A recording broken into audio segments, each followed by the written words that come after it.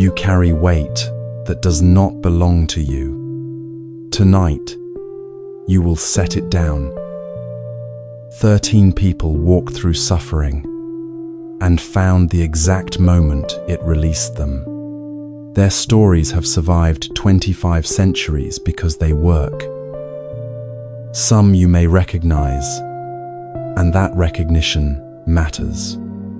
Each time you hear how Kisa Gotami discovered she was not alone, or how Sona learned to stop pushing until he broke, the teaching lands differently.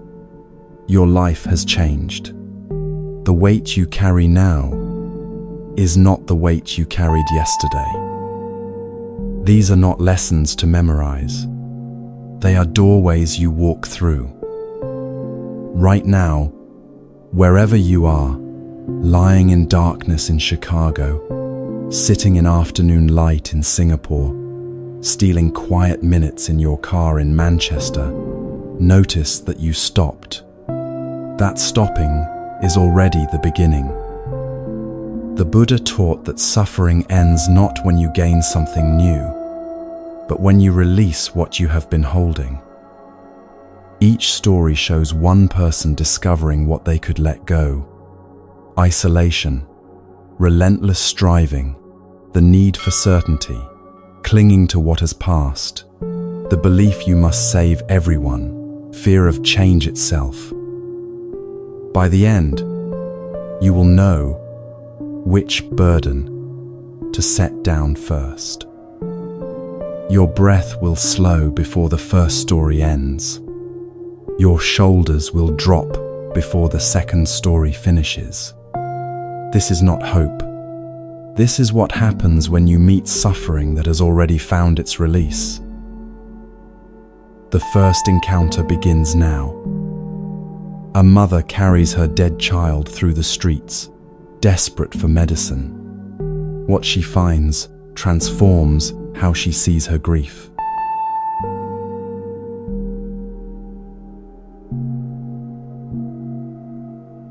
Kisa Gotami held her son against her chest as she walked through the morning streets of Savatthi. He had been sleeping for 3 days now, and she could not wake him. The neighbors had stopped offering help. Their eyes said what their mouths would not, that her child was gone, that she should accept this.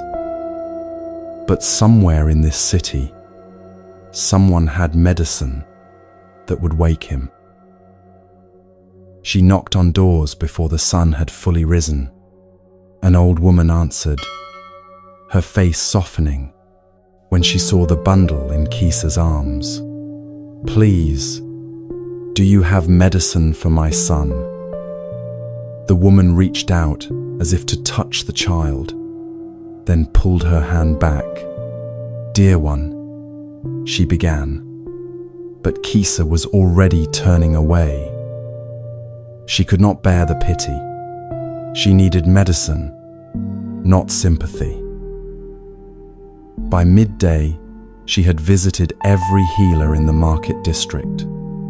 They had given her the same look, spoken the same careful words. The weight of her son grew heavier with each step. What she knew was this: she would find help, or she would die, searching. Someone told her about a teacher staying at the monastery outside the city walls. Kisa walked through the afternoon heat, her son's body growing stiff against her shoulder, though she told herself he was only sleeping deeply. The Buddha sat beneath a tree when she arrived. His face held no pity, just a steady gaze that saw everything and judged nothing. "Teacher," she said, and her voice broke, "my son will not wake. Please, give me medicine." The Buddha looked at the child's face, then at hers. "I can help you," he said, and hope surged through her chest. "But I will need a special ingredient. Bring me a handful of mustard seed from a household that has never known death. Then I will prepare the medicine. Mustard seed. Every household had mustard seed. Kisa felt something like joy for the first time in 3 days. I will bring it at once, she said.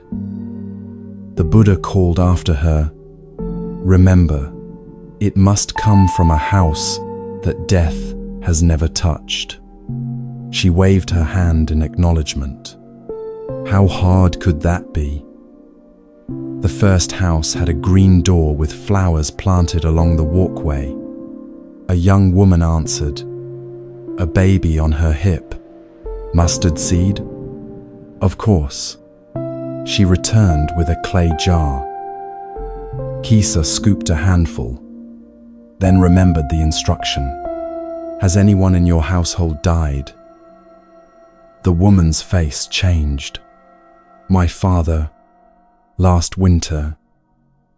Kisa poured the seeds back and moved to the next house. The second house had an older couple in the courtyard. They offered mustard seed before she asked, but when she posed her question, the man's eyes grew distant. Our daughter, 5 years ago. At the third house, a merchant answered. He had everything, he said, laughing, but his brother had died at sea. The fourth house had lost a grandmother. The fifth, a newborn. The sixth, a son in war. Kisa walked until the sun began to set. Every house had mustard seed. Every house had also known death. With each answer, something shifted inside her chest. The terrible uniqueness of her suffering began to crack like old pottery. She found herself on a hillside as darkness fell, looking down at the city. Lights appeared in windows one by one. Behind each light lived people who had lost someone. That window, perhaps a mother who had buried a child. That one, a wife who had become a widow. This light, children who would never see their father again. The entire city glowed with accumulated grief, and every single family had continued living somehow. Kisa looked down at her son's face in the fading light. His skin had gone grey. His small lips had pulled back from his teeth. She had been holding a corpse for 3 days, and everyone had known except her. But now she knew. She did not scream or collapse. The terrible isolation that had surrounded her simply dissolved. She was not cursed. She was not being punished. She was human, and this was what happened to humans. They loved, they lost, they somehow continued. She found a grove of trees and dug a grave with her bare hands as the moon rose. She wrapped her son in her shawl and laid him in the earth as gently as if putting him to bed. She spoke to him as she covered him with soil, told him she loved him, that she was sorry she had not let him rest sooner. When she finished, her hands were bleeding and caked with dirt, but her chest felt strangely light. She walked back to the monastery as dawn broke. The Buddha sat in the same place. I could not find the mustard seed you asked for, she said. I know, he replied. There is no house anywhere that death has not touched. You have discovered the nature of life. Kisa knelt before him. Teach me, she said. I do not want to be so lost that I cannot see what is real. The Buddha accepted her as his student that morning. Years later, Other monks would tell how she had a particular gift for comforting those who had lost loved ones, how she could sit with people in their grief without trying to fix them or rush them. She knew something they needed to know. You may have heard this story before, but each time you hear it, you bring different grief. When Kisa walked from house to house, she was not learning that death is sad. She was learning that the pain you feel is the pain humans have always felt. When you lose someone you love, when a relationship ends, when a dream dies, you join an ancient fellowship that stretches back to the beginning of human consciousness. The modern world hides death carefully. We tuck it away in hospitals and funeral homes, speak of it in hushed voices. We scroll through feeds where everyone seems perpetually happy, untouched by real suffering. We create the same illusion Kisa lived under, that somewhere exist households death has never entered. When death arrives at our door, we feel uniquely cursed. Walk through your neighborhood tonight and look at the lit windows. Behind each one lives someone who has lost something irreplaceable. The quiet man who waters his garden buried his wife 2 years ago. The woman who drives past each morning lost her sister to cancer. The teenager shooting baskets in the driveway will never meet his grandfather. Not one house stands untouched. This is not meant to depress you, but to connect you. When you sit with your own grief, you are not sitting alone. The isolation you feel is not the truth. You are surrounded by others who know this territory, who have walked this path, who understand without needing explanation. Kisa learned to ask a different question. Instead of, "Why is this happening to me?" she began to ask, "How do humans bear this?" The first question has no good answer and leads only to more suffering. The second connects you to everyone who has ever had to continue living after loss. When you ask how humans bear this, you discover they bear it together, that sharing grief somehow makes it lighter even though nothing about the loss has changed. The Buddha did not give Kisa medicine to wake her dead child, because no such medicine exists. He gave her a way to wake herself from the illusion of being alone in suffering. The mustard seed teaching is not about death. It is about connection. It is about discovering that what you thought made you different actually makes you human. Years later, Kisa would sit with newly grieving mothers and say very little. She did not offer platitudes about time healing wounds or loved ones being in better places. She simply sat with them in their rawness, in their disbelief, in their rage at a world that continues spinning when their world has stopped. Her presence said what words could not. "I know this place. I have walked this ground. You will survive this not because you are strong, but because humans always have, and I am here to remind you that you are not alone." This is the first release. Understanding that your suffering connects you to every human who has ever lived, rather than separating you from them. The weight you carry is not yours alone. It is the weight of being human, of loving in a world where everything is temporary, and millions of people right now are carrying it with you. They are there, behind their own lit windows, bearing what you are bearing, continuing as you will continue. The next encounter shows what happens when we try to continue by pushing too hard, by burning ourselves out in the effort to outrun pain.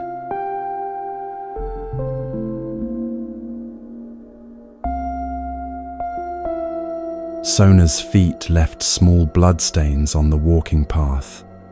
He had been practicing walking meditation for hours, back and forth on the same stretch of ground, and the skin on his soles had worn through. But he could not stop. If he stopped, if he rested, if he gave himself even a moment's ease, he might never attain the freedom he sought. So he walked, and his feet bled, and he told himself this was what dedication looked like. Before he became a monk, Sona had been a musician. He had played the veena, a stringed instrument, at festivals and celebrations. His fingers had known exactly how to coax beauty from wood and wire. But that life felt distant now, almost like someone else's memory. He had given it all up to follow the Buddha's teaching, to find liberation from suffering. And if liberation required walking until his feet bled, then he would walk until his feet bled. The other monks had started avoiding him, not out of cruelty, but out of concern. They would suggest he rest, and he would shake his head. They would mention that the Buddha taught the middle way, and Sona would respond that perhaps his middle was different from theirs, that perhaps he needed to push harder. Eventually they stopped suggesting anything and simply watched him destroy himself with what he called practice. Sona slept 3 hours each night, sometimes less. He ate one small meal a day, telling himself that hunger sharpened concentration. He meditated until his back screamed and his knees went numb. And with each day that passed without breakthrough, without the flash of insight he was certain would come if he just pushed hard enough, the desperation inside him grew. One evening, after months of this relentless practice, Sona sat beneath a tree and allowed himself to think the thought he had been avoiding, "I am going to quit." The thought arrived not as defeat but as relief. He would return his robes, go back to his family, pick up his veena again. He was not cut out for this life. He had given everything he had, and it was not enough. As he sat with this decision, the Buddha appeared on the path. Sona had not seen him approach. The Buddha simply stood there, as if he had been waiting for this exact moment, and said, "Sona, may I sit with you?" Sona nodded, too exhausted to feel embarrassed about the tears on his face.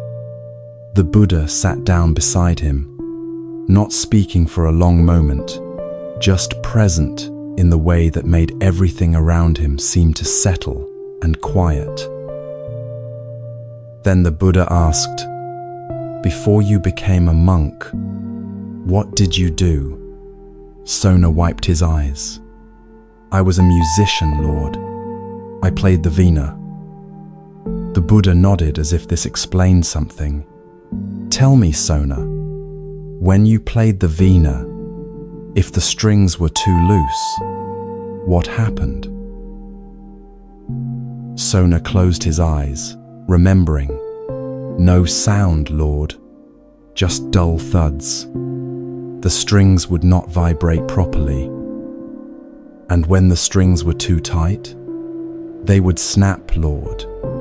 Or if they held, the sound was harsh, abrupt, unpleasant." The Buddha leaned back against the tree, and when the strings were neither too loose nor too tight, Sona's hands moved without thinking, as if holding an invisible instrument. Then the veena sang, Lord. The tone was pure. You could play for hours without the strings breaking or going flat. The sound would fill a room, fill a courtyard. People would stop what they were doing just to listen. He opened his eyes and found the Buddha watching him with something that looked like affection. So it is with spiritual practice, the Buddha said. If your energy is too loose, too slack, you will make no progress. You will spend your days in comfort, but arrive nowhere.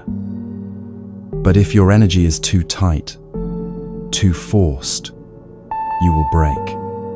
You will snap like an over-tightened string, and a broken string produces no music at all. Sona looked down at his bleeding feet, at his trembling hands, at the body he had been treating like an enemy that needed to be conquered. I thought I had to push harder than everyone else, he said quietly. I thought that was what dedication meant. The Buddha shook his head. Dedication means finding the tension that allows you to continue, not the tension that breaks you before you arrive.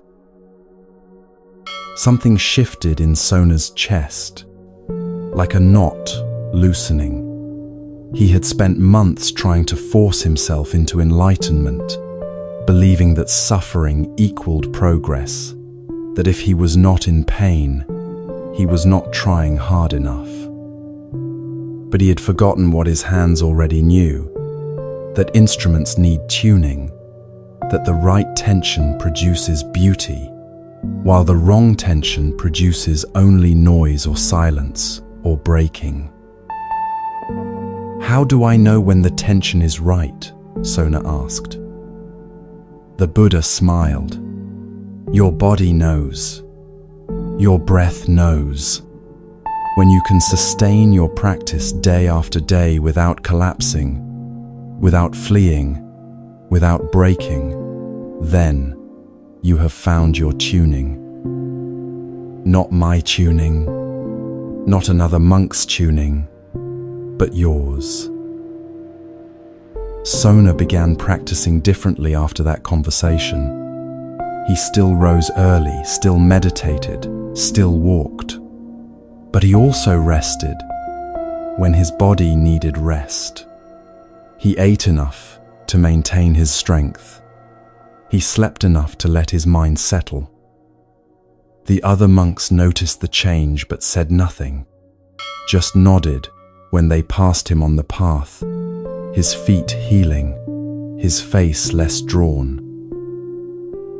Within a year, Sona attained full enlightenment, not through pushing harder, but through finding the sustainable rhythm that allowed him to continue without destroying himself in the process. He would later teach this same lesson to other monks who came to him burning out, and he would always ask them, if you were tuning a veena, would you tighten the strings until they snapped? This story has survived 25 centuries because the question it asks has never stopped being relevant. How much effort is enough?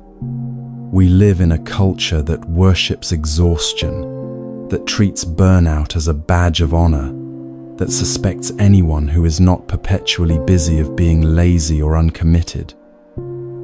We have entire industries built on helping people optimize their productivity, squeeze more into each day, sleep less, do more, push harder. And we are snapping like over-tightened strings.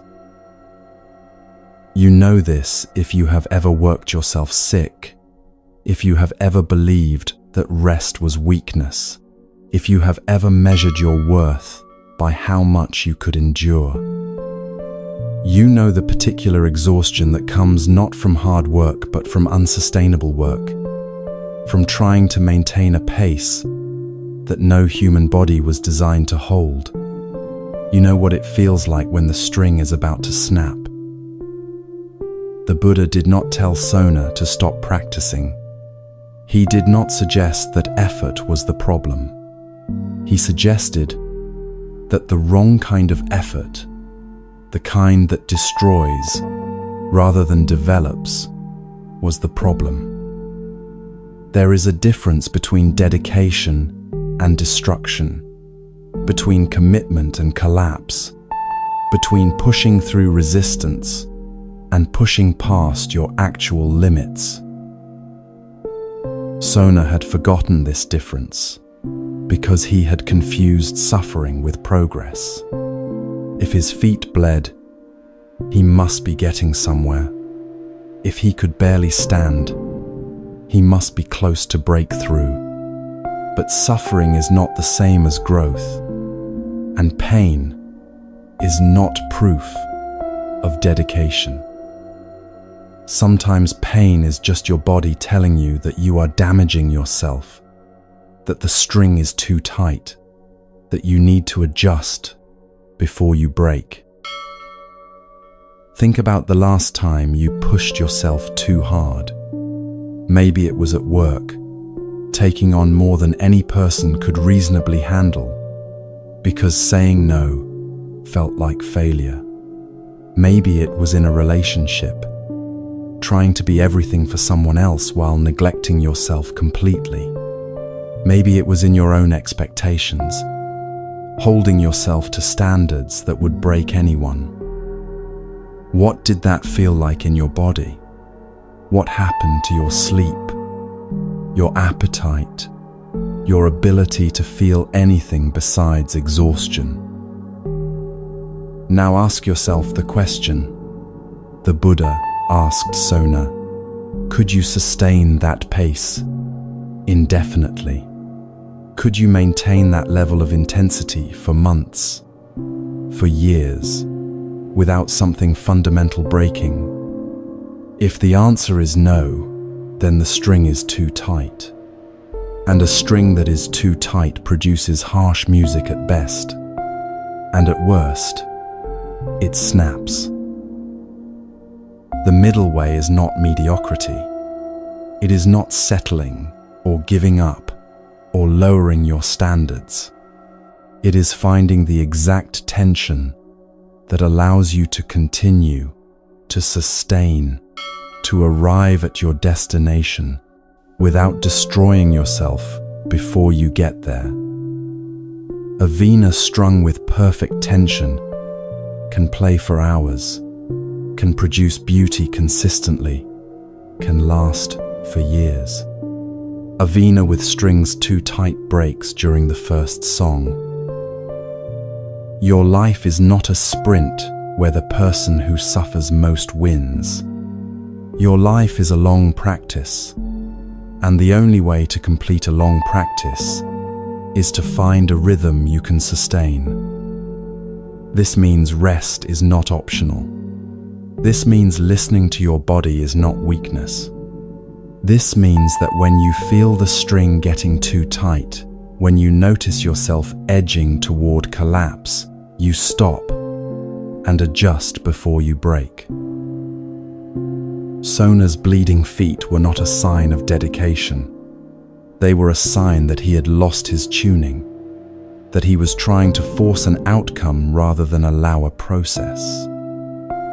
When he learned to trust the middle way, when he found his sustainable rhythm, enlightenment came not as something he wrestled into submission, but as something that arose naturally from consistent, balanced practice. You do not need to bleed to prove you are trying. You do not need to collapse to demonstrate commitment. You need to find the tension that lets you continue tomorrow, and the day after that, and the day after that, until one day you look up and realize you have arrived somewhere you could never have reached by breaking yourself. This is the second release, understanding that sustainable effort, not maximum effort, is what carries you through. The string that sings is neither too loose nor too tight, and only you can feel when your own tuning is right. Trust that feeling more than you trust the voice that says you should be doing more, pushing harder, sleeping less. That voice does not care if you break, but you should care. You should care enough to find your middle way. The next encounter reveals what happens when the mind itself becomes the obstacle, when thinking about problems replaces solving them.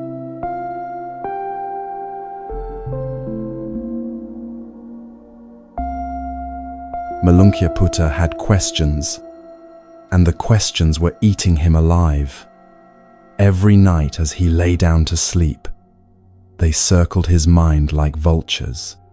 Is the universe finite or infinite? Does an enlightened being exist after death or not?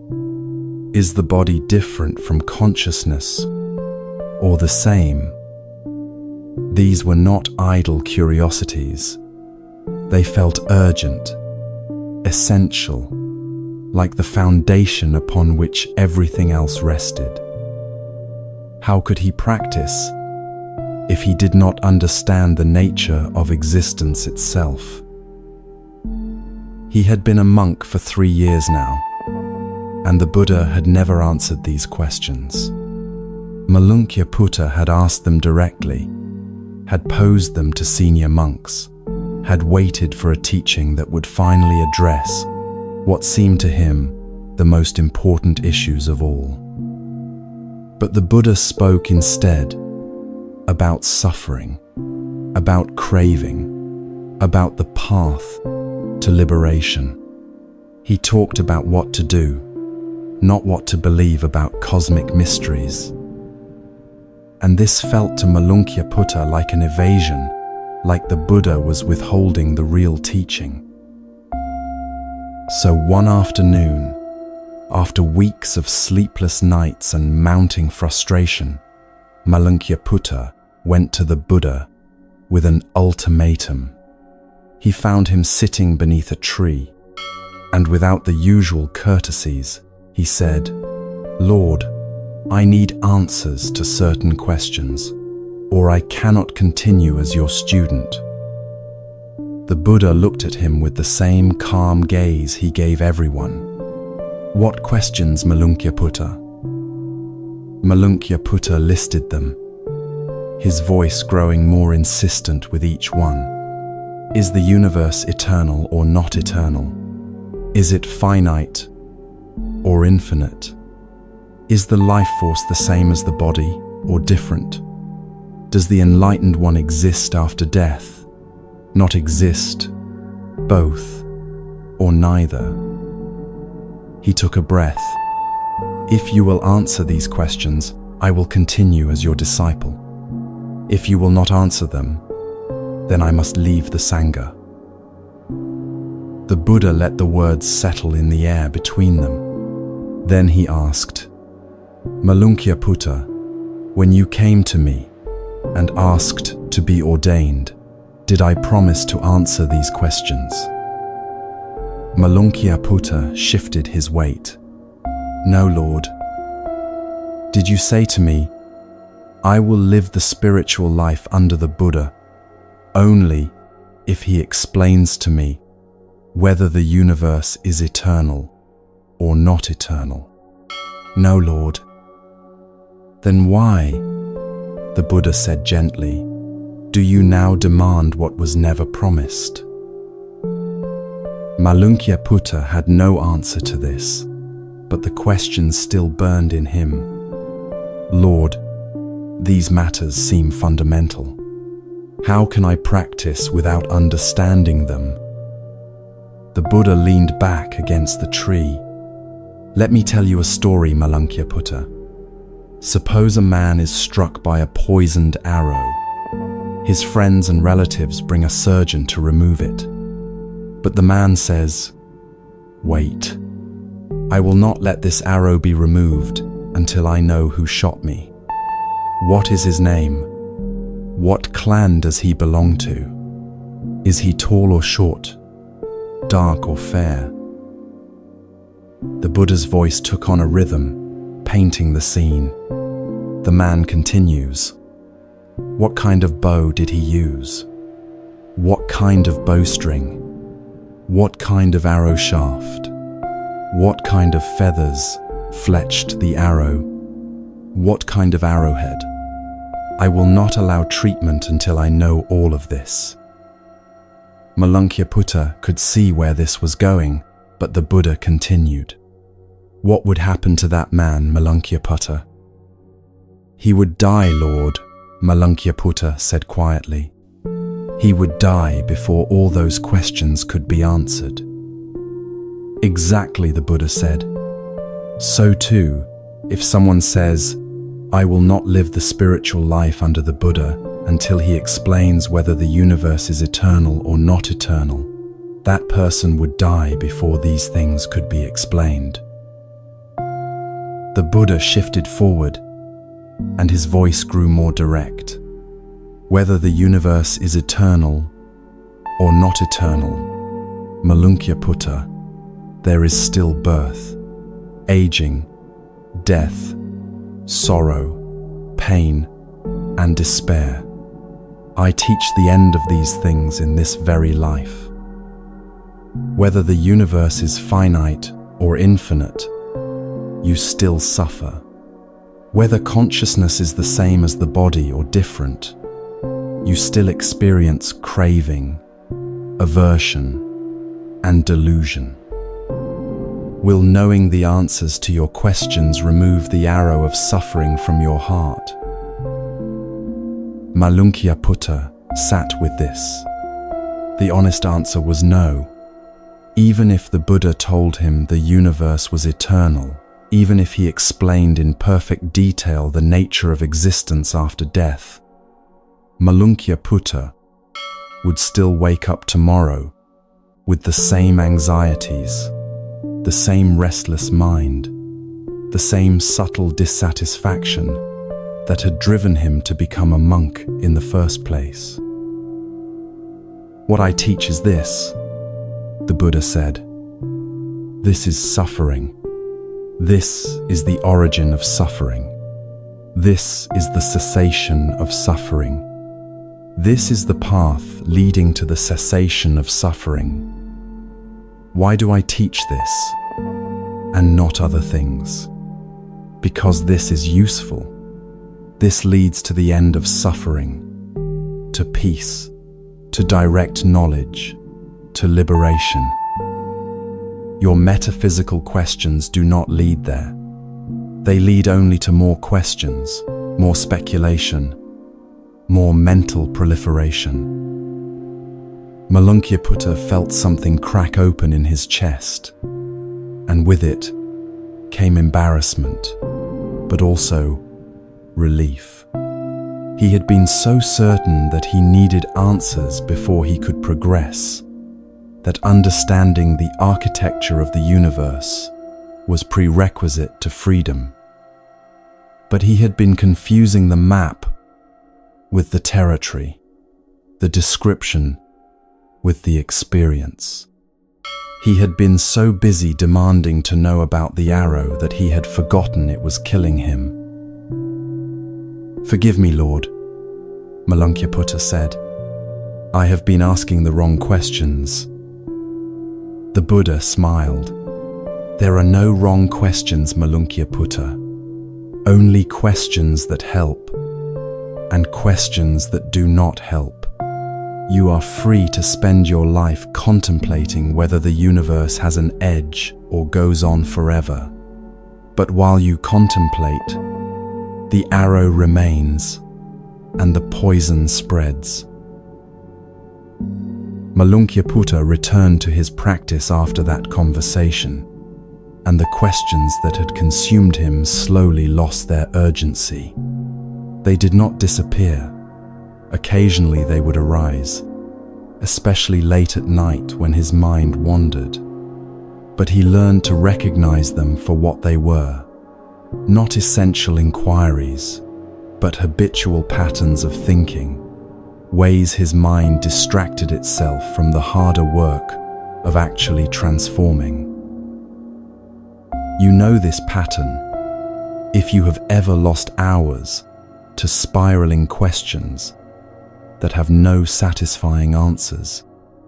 If you have ever researched endlessly instead of acting, planned perpetually instead of beginning, demanded certainty before taking a single step. The questions feel important, feel urgent, feel like the responsible thing to ask before proceeding, but often they are just sophisticated forms of avoidance. What is my purpose? What if I am making the wrong choice? What does it all mean? How can I know for sure? These questions can be contemplated for a lifetime without ever arriving at answers that satisfy. And while you contemplate them, the arrow of your actual suffering remains lodged in your chest. The Buddha did not say, metaphysical questions are stupid or worthless. He said they are not useful for the thing you actually need: freedom from suffering. If your house is on fire, you do not stop to research the chemical composition of fire or the philosophical implications of transformation through flame. You get out of the house. You put out the fire. You deal with the urgent thing first. Your suffering is the urgent thing. Your anxiety, your stress, your sense of being trapped in patterns you cannot escape. This is the fire. This is the arrow. And the Buddha's radical claim is that you can address it without first understanding the entire metaphysical structure of reality.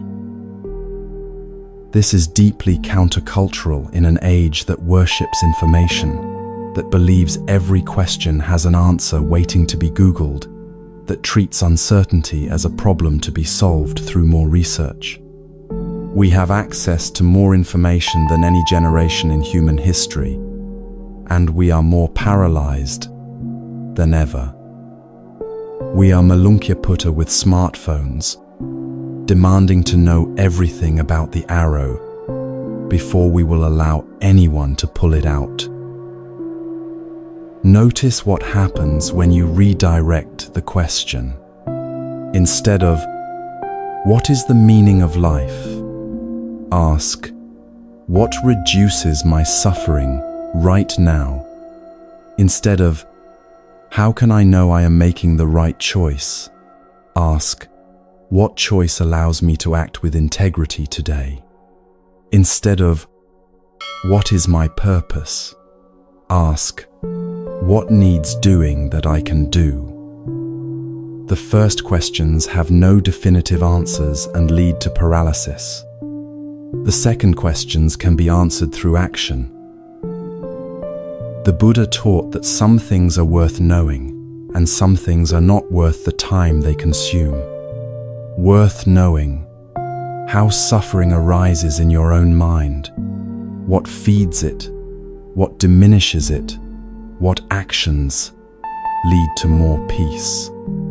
Not worth the time: whether the universe had a beginning, what happens after death to enlightened beings, whether consciousness is generated by the body or independent of it. Not because these questions are meaningless, but because answering them does not remove your suffering.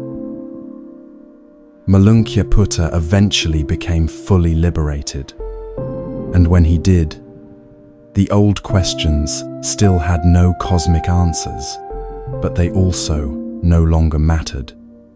He had discovered something more valuable than knowledge about the structure of reality. He had discovered freedom within reality, however it is structured. The arrow was gone. The poison had been neutralized, and it turned out you could live without knowing who shot the arrow or whether the universe has edges. This is the third release, understanding that some questions serve liberation and some serve only endless questioning. Your suffering is real and present. The tools for addressing it are available. You do not need permission from the cosmos to begin. You do not need absolute certainty about metaphysics to take the next right action. You need only to recognize the arrow, acknowledge the poison, and allow the healing that becomes possible when you stop demanding answers that will not heal you. But even after you stop asking useless questions, you may still be holding on to what once served you well, but now weighs you down.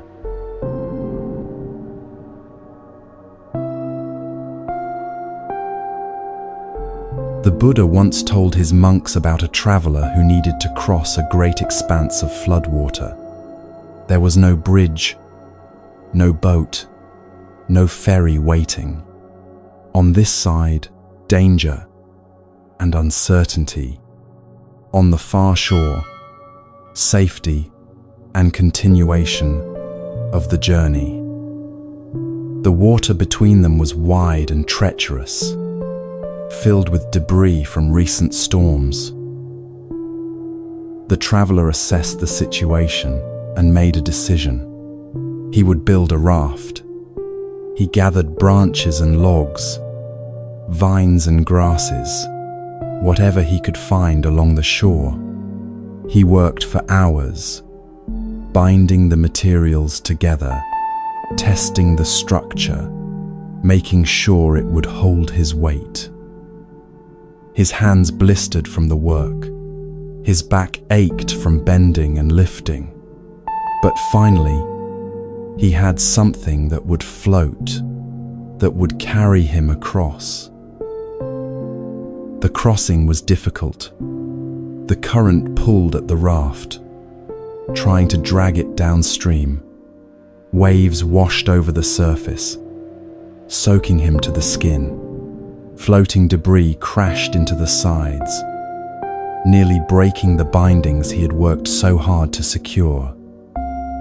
But he held on, paddled with a makeshift oar, and slowly made his way to the other shore. When he finally dragged himself onto dry land, exhausted and shaking, he lay there for a long moment, feeling nothing but gratitude for the raft. It had saved his life. Without it, he would have drowned or been swept away by the current. As he caught his breath and looked at the crude structure that had carried him safely across, a thought arose. This raft is precious to me. I worked hard to make it. It saved my life. I should take it with me. So the traveler hoisted the raft onto his shoulders, or perhaps he balanced it on his head. The Buddha told the story both ways, and both images are equally absurd. The man then continued his journey on dry land, carrying the heavy, dripping raft with him, the branches catching on trees, the weight making his neck ache, other travelers staring at him as he passed. The Buddha paused here and asked his monks, "What do you think? Would that man be acting wisely?" The monks laughed and said no, of course not. The raft had served its purpose. It belonged at the water's edge, either left for the next person who needed to cross, or pulled ashore and honored for its service. But carrying it on land made no sense. On land, it was not a raft anymore. It was just dead weight. Just so, the Buddha said, the teachings I give you are like a raft. They are for crossing over, not for holding on to. Even the teachings themselves should be let go when they have served their purpose. Much more so the things that are not the teachings at all. This story has a surface meaning about spiritual teachings, about not clinging even to helpful philosophies once they have done their work. But it cuts deeper than that. It speaks to everything we carry past its usefulness, everything we hold on to because it once saved us, everything we cannot release because we confuse loyalty with imprisonment. Think about the relationship that rescued you from loneliness 10 years ago, but now feels like a cage. The job that saved you from poverty but now drains every ounce of energy you have. The identity you constructed to protect yourself in your 20s that now prevents you from becoming who you are in your 40s. The belief system that gave you structure when you needed it, but now feels rigid and suffocating.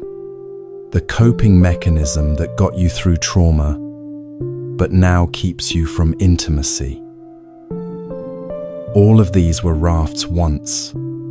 All of them served you, carried you across treacherous water, kept you from drowning.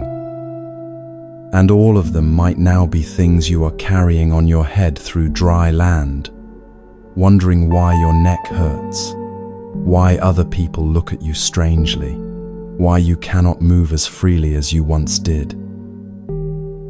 The difficulty is this: gratitude and clinging feel almost identical. Both involve holding close.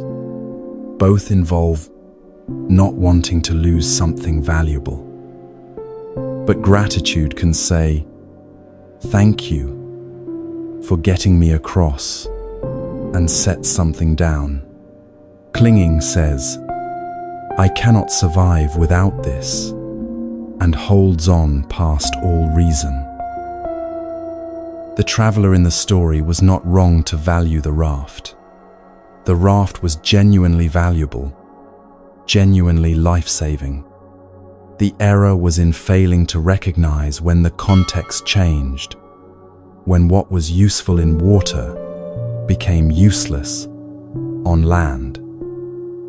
The error was in confusing honoring something with carrying it forever. You can honor the relationship that taught you what love could feel like while acknowledging it has run its course.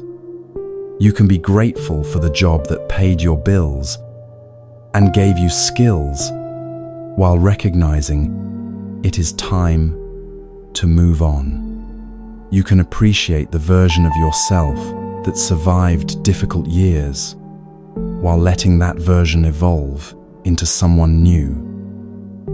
Honor and release are not opposites. Sometimes releasing is the most honoring thing you can do. But we resist this, and for good reasons. Letting go feels like betrayal when what we are releasing once saved us. It feels like ingratitude, like saying the raft was not good enough, like denying the service it provided.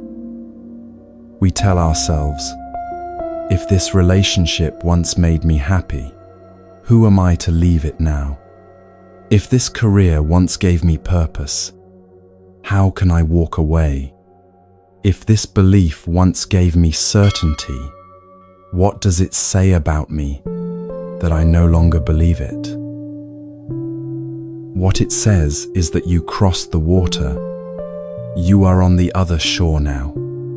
The raft did exactly what it was meant to do, and now the journey continues on different terrain that requires different tools. Notice the Buddha did not say, burn the raft, curse the raft, pretend the raft never helped.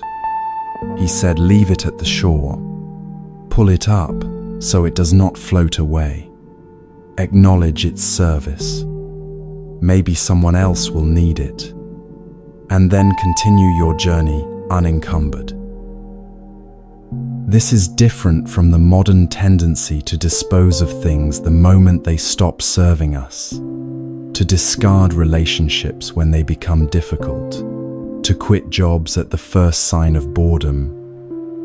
The raft teaching is not about avoiding commitment or running from challenge. It is about recognizing when you are genuinely on the other shore versus still crossing the water. It is about the difference between difficulty that signals growth and difficulty that signals you are trying to use the wrong tool for the wrong terrain. How do you know the difference? Your body knows before your mind admits it. You know you are carrying a raft on dry land when the thing that once energized you now depletes you completely. When what once felt like protection now feels like prison. When you find yourself defending your choices more than living them. When you cannot imagine life without it, but also cannot imagine continuing with it much longer. When the weight on your shoulders is no longer the good weight of meaningful burden, but the dead weight of something whose time has passed. A woman stays in a marriage because it saved her from loneliness 20 years ago, even though now they barely speak. A man keeps working at a company because it rescued him from unemployment, even though he wakes up with dread every morning. Someone clings to a self-image built in youth because it protected them from vulnerability, even though it now prevents them from being seen. All rafts, all once necessary, all now being carried where they no longer belong. The teaching asks, can you set it down? Can you honor what it did for you and still release it? Can you trust that you do not need to carry across dry land what you needed to cross water? This is terrifying because it means accepting that nothing lasts forever, that what saves you in one season might suffocate you in another, that even good things have completion points. It means trusting that you will find new tools for new terrain, that you will not be left helpless without the raft, even though the raft genuinely saved you once. The traveler in the story had to trust that solid ground required different skills than water. He had to believe that his hands, which built one raft, could build other things, that his resourcefulness did not depend on carrying proof of past resourcefulness. He had to learn that gratitude looks like setting something down gently and continuing forward, not clutching it forever as insurance against future drowning. What raft are you carrying? What saved you once that you are now dragging through terrain where it makes no sense? What are you loyal to past the point of actual use because you believe releasing it would mean you were never grateful for its service? The Buddha taught that everything useful has appropriate context. The raft is perfect in water and absurd on land. Neither fact diminishes the raft. It simply means the raft is not universal, not required forever, not meant to be carried as proof of your journey, but used during your journey, and then honored by letting it serve its purpose fully and completely, which includes ending. When you set down the raft, your hands are free. Your shoulders drop. Your neck stops aching. You can move faster, turn more easily, pick up new things when new things are needed. And the raft remains what it always was, something that carried you across when you needed carrying, something that deserves your gratitude precisely because it did its work so well that you made it to the other shore. This is the fourth release, learning to honor what helped you by letting it complete its service rather than forcing it to serve forever in contexts where it no longer fits. Gratitude does not mean carrying something until you collapse. It means recognizing when the crossing is finished and the raft belongs at the water's edge, serving its purpose by being exactly what it was meant to be and nothing more. But what happens when you cannot let go because you believe everyone else depends on you to hold everything together?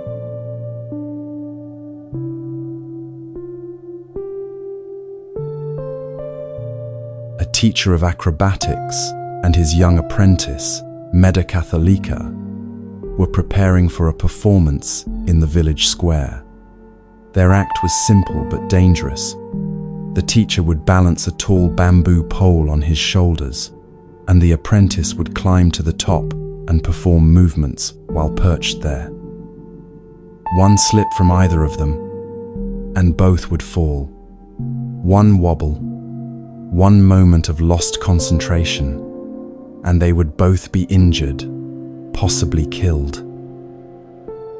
Before they began their practice, the teacher gave his apprentice what he thought was wise instruction. Medakathalika, you protect me, and I will protect you.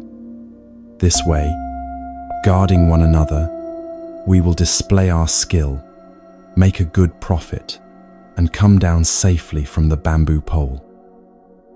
It sounded reasonable, even caring.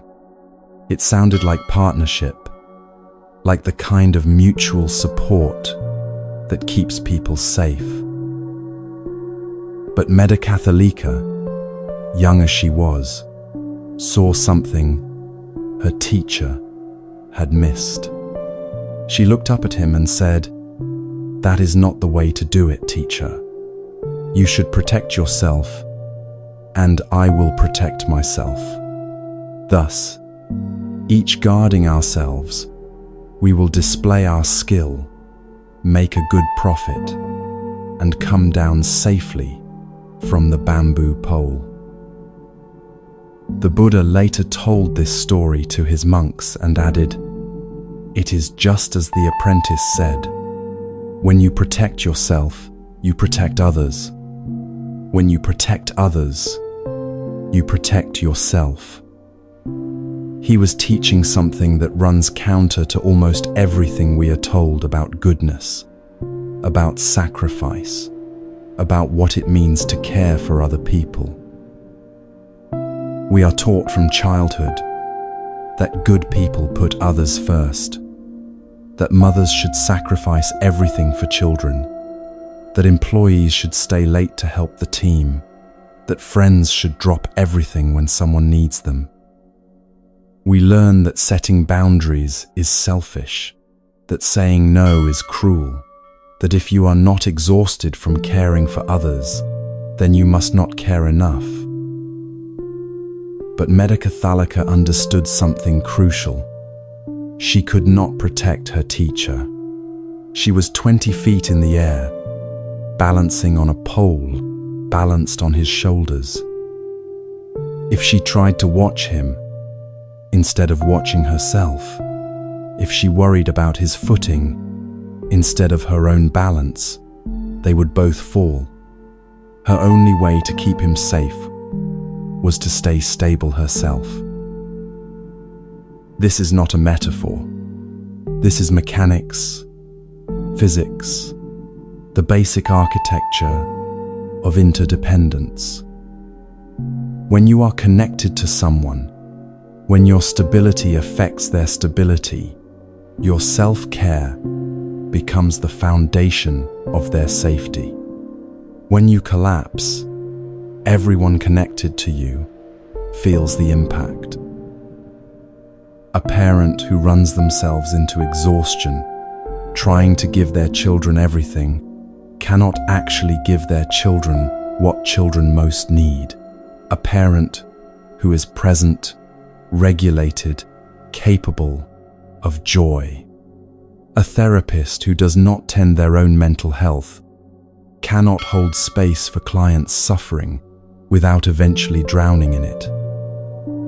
A caregiver who never rests becomes the one who needs care, and then who cares for the person they were caring for. You know this if you have ever tried to help someone while you yourself were falling apart. You know the particular desperation of reaching out to catch another person when you are not standing on solid ground. You know what happens. You both go down. The teacher's mistake was not his desire to protect his apprentice. His mistake was thinking protection works by watching the other person instead of by maintaining his own stability. If he focused on her balance up there, trying to shift his shoulders to correct her wobbles, he would lose his own footing. The pole would tilt. She would fall and bring him down with her. But if he focused entirely on planting his feet, on keeping his core stable, on maintaining his own center of gravity, then the pole stayed steady. And a steady pole gave her a stable platform to work from. His self-protection was her protection. Her self-protection was his protection. Not because they did not care about each other, but precisely because they did. This is especially hard for people who have been praised for self-sacrifice, who have built entire identities around being the one who gives endlessly, who never complains, who always has energy for one more person's crisis. For them, Medicathalika's words sound like permission to be selfish, like abandoning the people who depend on them. But notice what Medicathalika was not saying. She was not saying, "I will take care of myself, and you can fall. I do not care what happens to you." She was saying, "The way I take care of you is by taking care of myself, because we are structurally connected, and my stability is your stability." There is a difference between self-care and selfishness that you can feel in your body if you pay attention. Selfishness hoards resources while others are genuinely in need. Selfishness says, "I refuse to help, even though I easily could, because your suffering is not my problem." Self-care says, "I cannot help right now because I am not stable enough, and if I try to help from this place, we will both fall." Selfishness comes from a place of abundance, refusing to share. Self-care comes from a place of depletion, acknowledging limits. You know which one you are doing. Your body knows, even when your mind tries to justify. When you say no to something because you genuinely do not have capacity, your body relaxes slightly. When you say no because you do not want to share resources you have, your body tenses with defensiveness. When you rest because you need rest, there is ease even in the guilt. When you avoid because you do not want to deal with difficulty, there is agitation even in the relief. The bamboo pole teaching asks you to examine your actual structural position.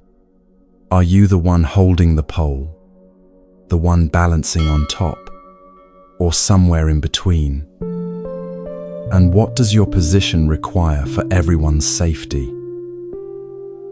If you are the pole holder and you try to catch the person above you when they start to fall, you both go down. If you are the one balanced above and you try to steady the person below you, you lose your own balance and fall onto them. The only way this works is if each person maintains their own position with full attention and presence. This does not mean isolation. This does not mean refusing all help or never depending on anyone. It means understanding that dependence works when each person brings their full structural integrity to the connection. The pole needs the ground to be stable. The person on top needs the pole to be stable. But the ground cannot stand for the pole, and the pole cannot balance for the person on top. Each element must do its own work. You see the opposite of this in relationships where one person has made themselves responsible for another person's emotional state, where a wife manages her husband's moods by never saying anything that might upset him, where a parent tries to protect their child from every disappointment by fixing every problem, where a friend becomes the unpaid therapist for someone who will not actually seek help. These arrangements feel like love, like devotion, like the right thing to do, but they are the teacher's mistake, not the apprentice's wisdom. The wife trying to manage her husband's moods loses her own emotional footing. The parent fixing every problem prevents the child from developing their own problem-solving capacity. The friend playing therapist burns out and then has nothing left to give. Everyone falls eventually because the structure was unstable from the beginning. Medakathalika's way works differently. Each person tends their own balance, and in doing so, creates reliable support for the other. The husband learns to manage his own emotional reactions because his wife will not sacrifice her peace to tiptoe around them. The child develops resilience because the parent trusts them to handle manageable difficulties. The friend maintains their own well-being and therefore remains available for genuine connection rather than codependent rescue. This requires trusting that other people have their own capacity to stand, to balance, to manage themselves.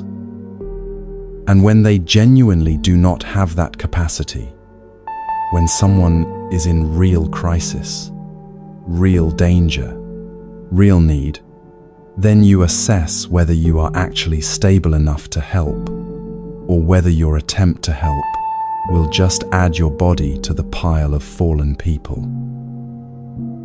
Sometimes the most helpful thing you can do is say, "I cannot hold this for you right now, but I can help you find someone who can." Sometimes the most loving thing you can do is maintain your own stability rather than dive into someone else's chaos and drown together. This is not abandonment. This is structural honesty. The Buddha affirmed the apprentice's wisdom because he understood that suffering spreads through connection. When you neglect yourself in service of others, your depletion becomes their burden. Your resentment, your exhaustion, your collapse, these all affect the people connected to you. Your self-sacrifice does not actually protect them from suffering. It just changes what they suffer from and adds your suffering to the mix. But when you protect yourself, when you maintain boundaries, when you rest, when you feed your own needs and tend your own balance, you become reliable support. You become the steady pole, the solid ground, the stable platform that others can work from. Not because you are doing it for them, but because structural integrity benefits everyone in the structure. This is the fifth release, understanding that self-protection and mutual protection are not opposites, but the same movement seen from different angles. When you guard your own balance, you guard everyone connected to you. When you maintain your own footing, you provide stable ground for others to stand on. Not selfishness, but structural wisdom. Not abandonment, but the only kind of support that actually holds over time. When each person tends their own balance, they can finally see clearly what they have been avoiding, and a sheltered prince was about to discover what his father's protection had hidden from him.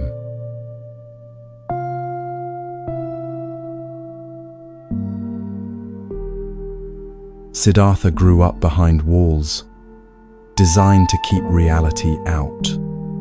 His father, King Suddhodana, had received a prophecy when his son was born. The child would become either a great king or a great spiritual teacher.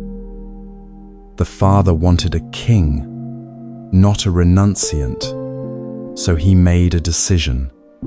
He would build a world so perfect, so insulated from suffering, that his son would never question existence, never seek anything beyond the pleasures of palace life. So Siddhartha's childhood was orchestrated like a beautiful play. 3 palaces, one for each season, each filled with every luxury imaginable. Musicians and dancers, the finest foods, the most beautiful companions. And most importantly, no old people, no sick people, no dead bodies, no evidence that life contained anything but youth and health and pleasure. The king's servants had instructions. When Siddhartha walked in the gardens, any wilted flowers were to be removed before he saw them. Any servant who showed signs of aging was to be replaced with younger staff. The prince was to see only perfection, only permanence, only the illusion that nothing ever changes or ends. And for 29 years, this worked. Siddhartha married, had a son, lived the life his father had designed for him. But something in him was restless, some vague sense that the walls were hiding something important. One day, Siddhartha asked his charioteer to take him beyond the palace grounds to see the city. His father agreed, but sent word ahead: clear the streets of anyone, old, sick, or dying. Maintain the illusion just a little longer.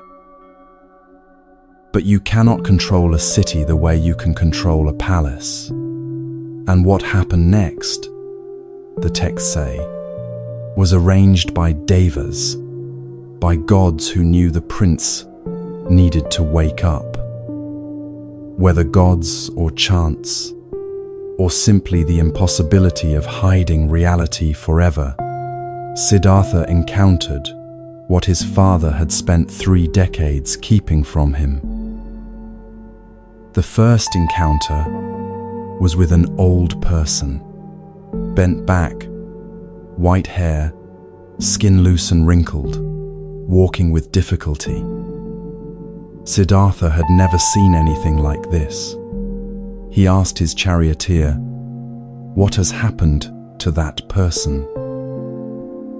The charioteer, unable to lie, said, "That is old age, my prince. It comes to everyone who lives long enough. The body weakens, the senses dim. What was once strong becomes fragile." Siddhartha felt something shift in his chest. "Will this happen to me?" "Yes, my prince. To you, to me, to everyone." The second encounter was with a sick person. Fever, trembling, unable to stand without help. Again, Siddhartha asked, and again the charioteer explained, "This is illness, my prince. The body breaks down, disease enters, pain comes. No one is exempt." "Even me?" "Even you." The third encounter was with a corpse being carried to cremation. The body still and grey, the mourners weeping behind it. Siddhartha had never seen death, had never even imagined that human beings simply stopped being. What is that? Where are they taking that person? That person has died, my prince. The life has left the body. This is what happens to every living being eventually. To everyone. To everyone. Your father, your wife, your son, you, me. No one who is born escapes death. Siddhartha rode back to the palace in silence. The musicians and dancers were there, the beautiful gardens, the perfect constructed world. But now he could not unsee what he had seen. Every young face would age. Every healthy body would sicken. Everyone he loved would die. And he would die too. The palace was not protection. It was just prettier scenery on the way to the same destination as everyone else. But there was a fourth encounter. Days later, still reeling, Siddhartha saw someone different, a wandering spiritual seeker. Shaved head, simple robes, a peaceful expression that stood in stark contrast to the anxiety Siddhartha now felt constantly. Who is that person? That is someone who has renounced the household life, my prince. Someone who seeks a way beyond aging, sickness, and death. Someone who looks for liberation from suffering. And Siddhartha understood. There were only 2 choices. He could return to the palace and pretend he had not seen what he had seen, live out his life in denial until the things he now knew were coming actually came. Or he could do what that peaceful seeker was doing, face reality directly and search for a way through it rather than around it. That night, Siddhartha left the palace. He kissed his sleeping wife and infant son goodbye, cut his hair, exchanged his royal clothes for simple robes, and walked away from everything his father had built to protect him from the truth. The story does not end there. We know Siddhartha eventually became the Buddha, that he found what he was looking for. But what matters for us is this: the moment he stopped pretending, the moment he let the walls fall and looked directly at impermanence, his real life began. You live in a palace too, though yours does not have 3 buildings and gardens. Your palace is built from busyness that keeps you from thinking about death, from social media feeds that show only curated permanence, from anti-aging creams and procedures that promise you can outrun time. It is built from the stories you tell yourself. That will not happen to me. I have plenty of time. I will deal with that later. Your palace has walls that keep certain thoughts out. The knowledge that your parents are aging and will die, that your own body is already in the process of breaking down, that the relationships you depend on will end either through distance or death. We work very hard to maintain these walls, to keep the 4th messenger visible and the first 3 hidden. But the messengers find you anyway. A diagnosis, a funeral, a birthday that hits differently, a moment when you catch your reflection and do not recognize how you have aged. The walls crack, reality seeps through, and you have Siddhartha's choice: patch the walls and pretend harder, or let them fall completely and see what is actually here. What Siddhartha discovered was not that impermanence is a problem to solve. It was that fighting impermanence is what creates suffering. The palace walls did not protect him from aging, sickness, and death. They just delayed his awareness of them, which meant when awareness came, it arrived as shock and betrayal rather than as simple reality. When you pretend your parents will live forever, their aging feels like a cruel surprise. When you pretend you will always be young and capable, your body's natural changes feel like personal failure. When you pretend relationships last eternally without effort or change, their endings feel like catastrophes. The palace walls do not prevent pain. They prevent you from meeting pain with preparedness, with acceptance, with the kind of grace that comes from looking directly at what is true. The 4th messenger is the crucial part of the story. Siddhartha did not encounter only suffering and then despair. He encountered suffering and then someone who had found peace while fully acknowledging that suffering. Someone who was not pretending, not hiding, not building walls, and yet was not destroyed by reality. Someone who had discovered that you can know about impermanence and still be okay, can look directly at aging and sickness and death and find liberation rather than terror. This is what gets lost when we hear only about Buddhism and suffering. That was the first 3 messengers. The 4th messenger said, "Yes, and there is a way through. You do not have to be either ignorant or destroyed. There is a 3rd option, awake and at peace." What would it mean to let your palace walls fall today? Not in some grand dramatic gesture, but in small acknowledgements of what is true. Your body is aging, not as punishment, not as failure, just as the nature of bodies.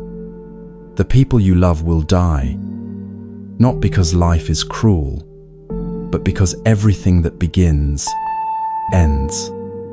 The self you were 10 years ago is already gone, and the self you are now will also change. These are not problems to solve. They are the conditions of existence. And inside those conditions, liberation is possible.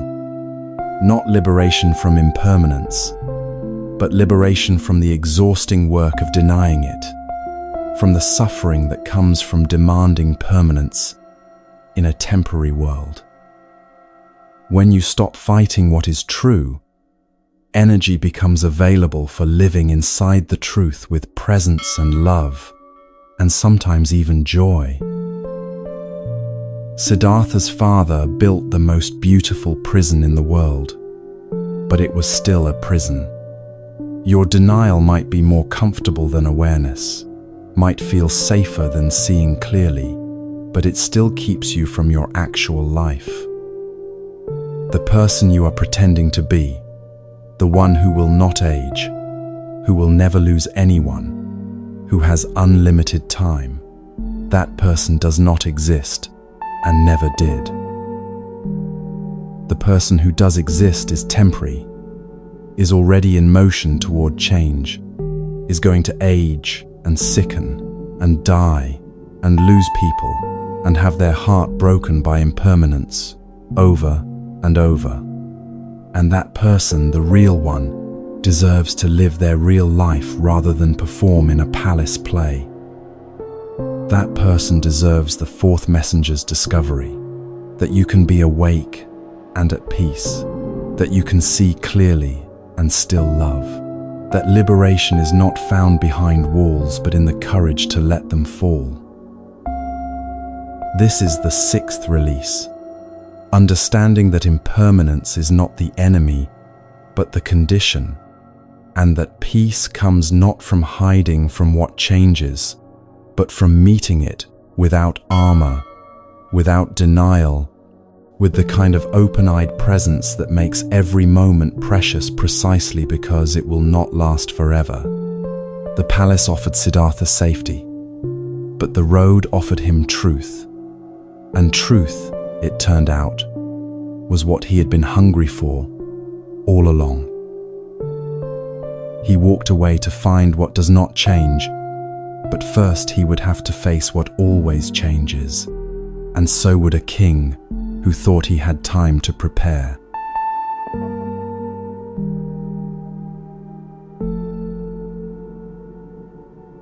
King Pasenadi ruled the kingdom of Kosala, and like most kings, he spent his days managing territory disputes, tax collection, military strategy, diplomatic relations.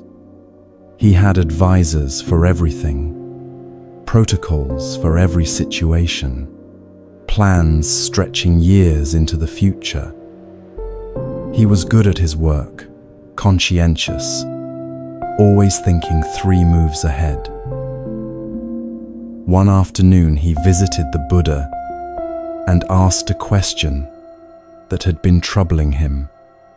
Lord, is there anything that cannot be avoided by wealth, by power, by military strength, by diplomacy, by clever planning? The Buddha looked at him with the directness he brought to everything. Imagine this, great king.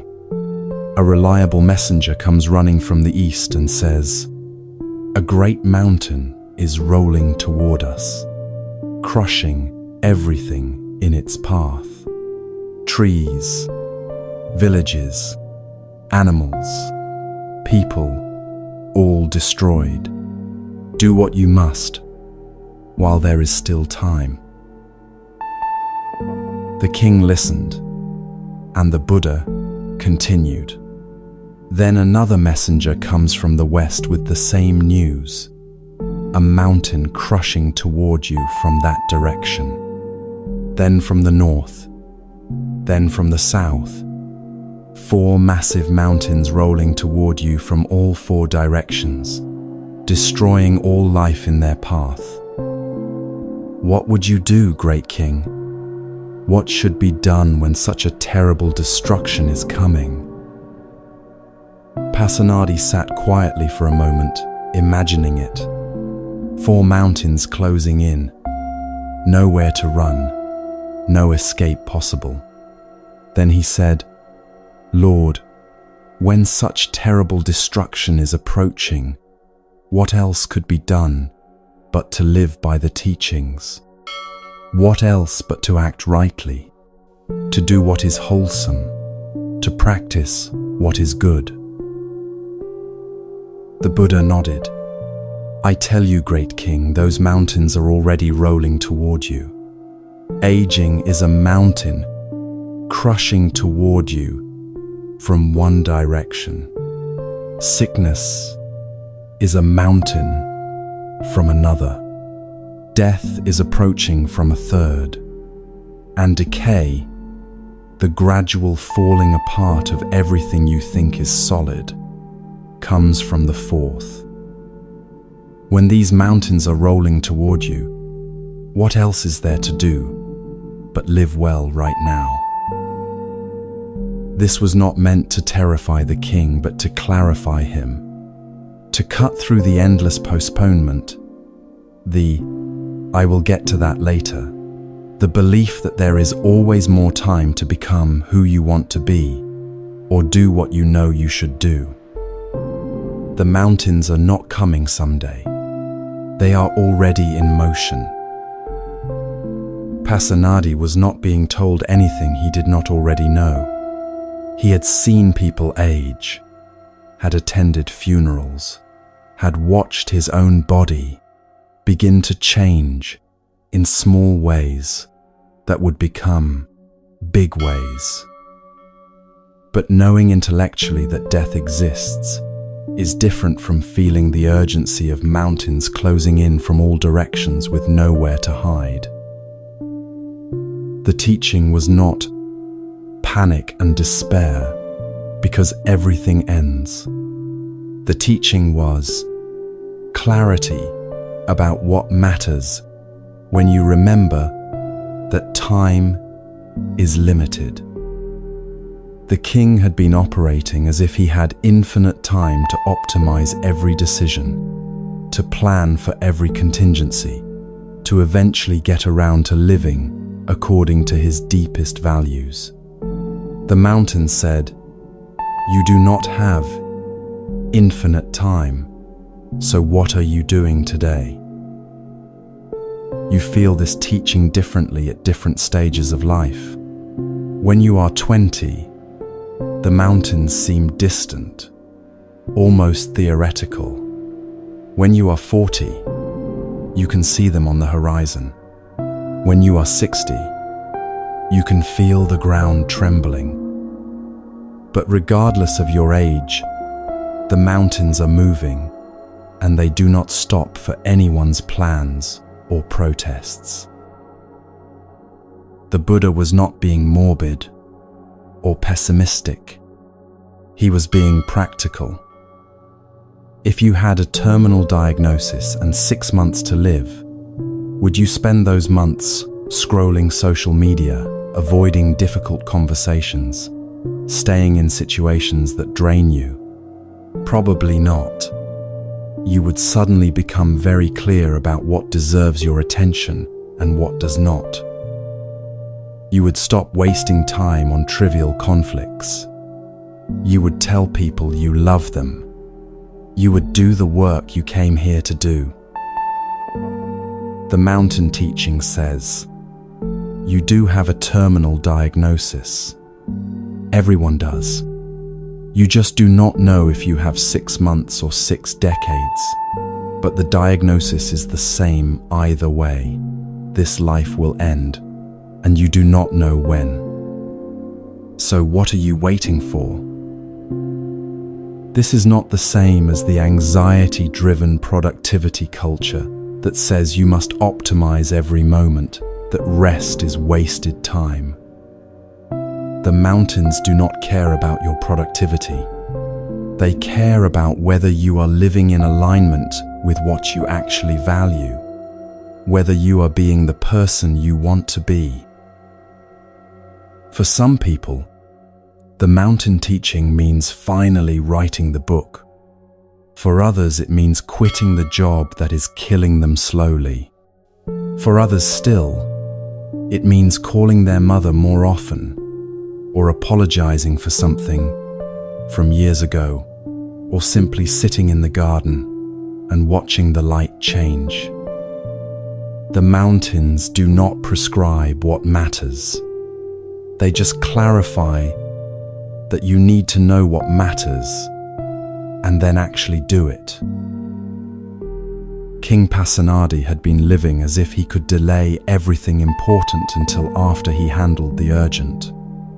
After this border dispute, after this harvest, after this diplomatic mission, then he would attend to his practice, his relationships, his inner life.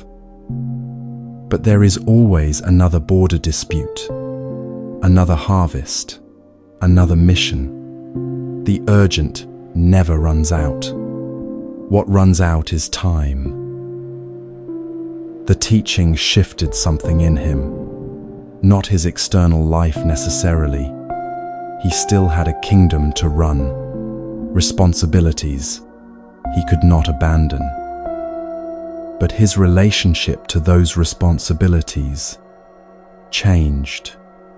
He stopped treating them as obstacles between him and his real life and started treating his real life as how he showed up for those responsibilities right now, today, with the awareness that the mountains were already moving. This creates a particular kind of motivation that is not anxiety-based. Anxiety says, everything is urgent, you are always behind, you will never do enough. Mountain awareness says, time is limited, which makes now precious, which means what you do today actually matters. One creates panic, the other creates presence. Think about how you would live if you knew you had exactly 1 year left. What would you stop doing? What would you start doing? Who would you forgive? What conversations would you have? Now notice, you do not actually know that you have more than a year. The mountains are not on your schedule. They arrive when they arrive. So why are you living as if you have infinite time to get to the things that matter? This is not meant to create fear, but to cut through the fog of postponement that keeps you from your actual life. How many years have you spent planning to start the thing, preparing to have the conversation, waiting to become ready? The mountain teaching says, you are as ready as you will ever be. The moment is now, and pretending you have unlimited time is the real danger. Pasenadi could have responded to the teaching with paralysis or despair. Instead, he responded with clarification. If the mountains are coming and nothing can stop them, then what actually matters is how he lives between now and when they arrive. Not what he accomplishes, not what he accumulates, but how he shows up, how he treats people, whether he lives according to his values or in contradiction to them. The Buddha taught that remembering death is not morbid but liberating. It frees you from the tyranny of the trivial, from wasting energy on things that will not matter when the mountains arrive.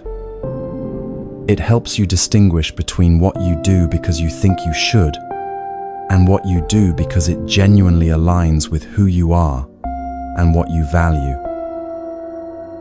Sometimes the mountains clarify that you need to leave. Sometimes they clarify that you need to stay, but show up differently. Sometimes they clarify that the problem is not the external situation, but your internal story about it.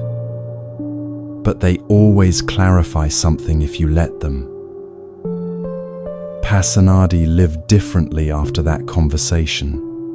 Not radically different in external ways. He was still king, still had the same duties. But internally, he stopped postponing his actual life until after he handled one more thing. He started treating each interaction, each decision, each moment as if it mattered, because he understood that it did. The mountains were coming. They had always been coming, and there was no retirement from human existence where he could finally relax and be himself. Now was the time. Now was always the time. This is the 7th release. Understanding that urgency without panic is possible when you remember that time is limited and therefore precious. The mountains are not meant to terrify you into frantic activity or paralyze you with existential dread. They are meant to clarify what deserves your attention and what does not, to help you live today as if it matters, because it does. You do not know when the mountains will arrive, but you know they are already in motion, and the only question is what you will do with the time between now and then. That clarity about time running short creates readiness, and for one young seeker, readiness met teaching in a way that changed everything.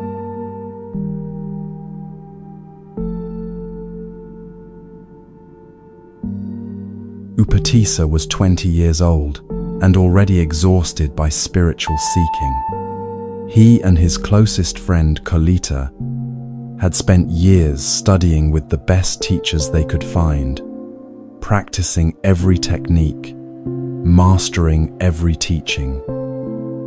They had memorized scriptures, performed rituals, debated philosophy with scholars who seemed to know everything, and yet something remained unsatisfied, some question unanswered, some peace they had not found. They had made a pact years earlier. Whichever of them first discovered the deathless, the path to true liberation, would immediately tell the other. They were not in competition, but in collaboration, two people genuinely seeking truth and willing to share it when found.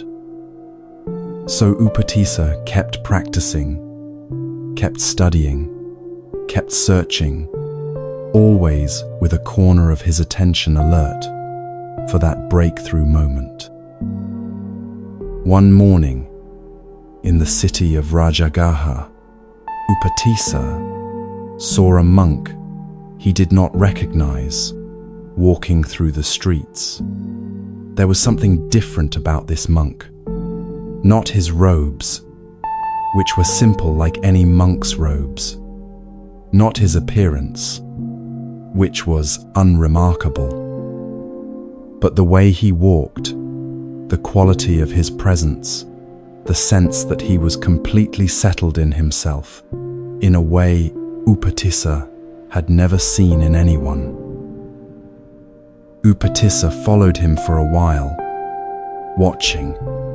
The monk's gaze was soft but clear, not grasping at what he saw, not pushing it away, just receiving each moment with steady attention. His steps were even, unhurried, as if he had nowhere to be and was already exactly where he needed to be. There was no performance in it, no spiritual posturing, just a human being walking through a city with complete presence. Finally, Upatissa approached and asked, "Friend, who is your teacher? What teaching do you follow?" There is something about you that is different from other spiritual practitioners I have met." The monk smiled slightly and said, "My teacher is the ascetic Gautama, the awakened one. I am still new to the training and cannot teach much. I am just a beginner." But Upatissa pressed, "Please, friend, whatever you can share, even a little. I have been seeking for years and have not found what I am looking for. Even a single phrase from your teacher's teaching would help." The monk, whose name was Asaji, paused and then spoke 4 lines that would change not only Upatissa's life, but the entire trajectory of the Buddhist tradition. Of things that arise from a cause, the Tathagata has told the cause, and also their cessation. This is the teaching of the great ascetic. 4 lines. One simple statement about causation. Not elaborate philosophy, not complex meditation instructions, not dramatic revelations about the nature of reality. Just, things arise from causes, and when you understand the causes, you can understand how they cease. Upatissa stood completely still, as something fundamental shifted in his understanding. His whole life he had been looking for the thing that did not depend on causes, the eternal, unchanging reality beneath the flux of experience. But what if that was the wrong question? What if liberation was not found by discovering some permanent essence, but by understanding the temporary nature of everything, the way all phenomena arise and pass based on conditions? In that moment, standing on a street in Rajagaha, listening to a monk who claimed to be a beginner, Upatissa became what the tradition calls a stream enterer, someone who has glimpsed the nature of reality clearly enough that they will inevitably reach full awakening. Not because he understood every detail, not because he had practiced for decades, but because, in his prepared mind, those 4 lines landed with the force of recognition. He thanked Asaji, bowed deeply, and immediately went to find Kolita to fulfill their pact. When Kolita saw Upatissa's face, he knew before any words were spoken, "You have found it." Upatissa shared the 4 lines, and Kolita experienced the same shift, the same sudden clarity. They gathered the 250 spiritual seekers who had been studying with them and said, "We are going to follow the ascetic Gautama. Anyone who wishes to come with us is welcome." All 250 came. When they arrived at the Buddha's monastery, the Buddha looked up and said to his monks, "These 2 friends who are approaching will become my chief disciples, the most distinguished among my followers." And so they did. Upatissa became known as Shariputra, the monk famous for his wisdom. Kolita became Moggallana, the monk famous for his psychic powers. This story is not about the content of those 4 lines, though they point to something true and important. This story is about readiness. Why did 4 simple lines unlock complete transformation for Shariputra when he had heard thousands of elaborate teachings before? Because those years of seeking had prepared the ground. Because his mind was no longer cluttered with the need to be right or the fear of being wrong. Because he was genuinely open, rather than defending a position. You know how this works if you have ever had the experience of reading a book for the second time and discovering an entirely different book than the one you read before. The words did not change. You changed. The first time you read it, you were not ready to see what was there. The second time, life had prepared you, and the same words revealed depths you could not previously access.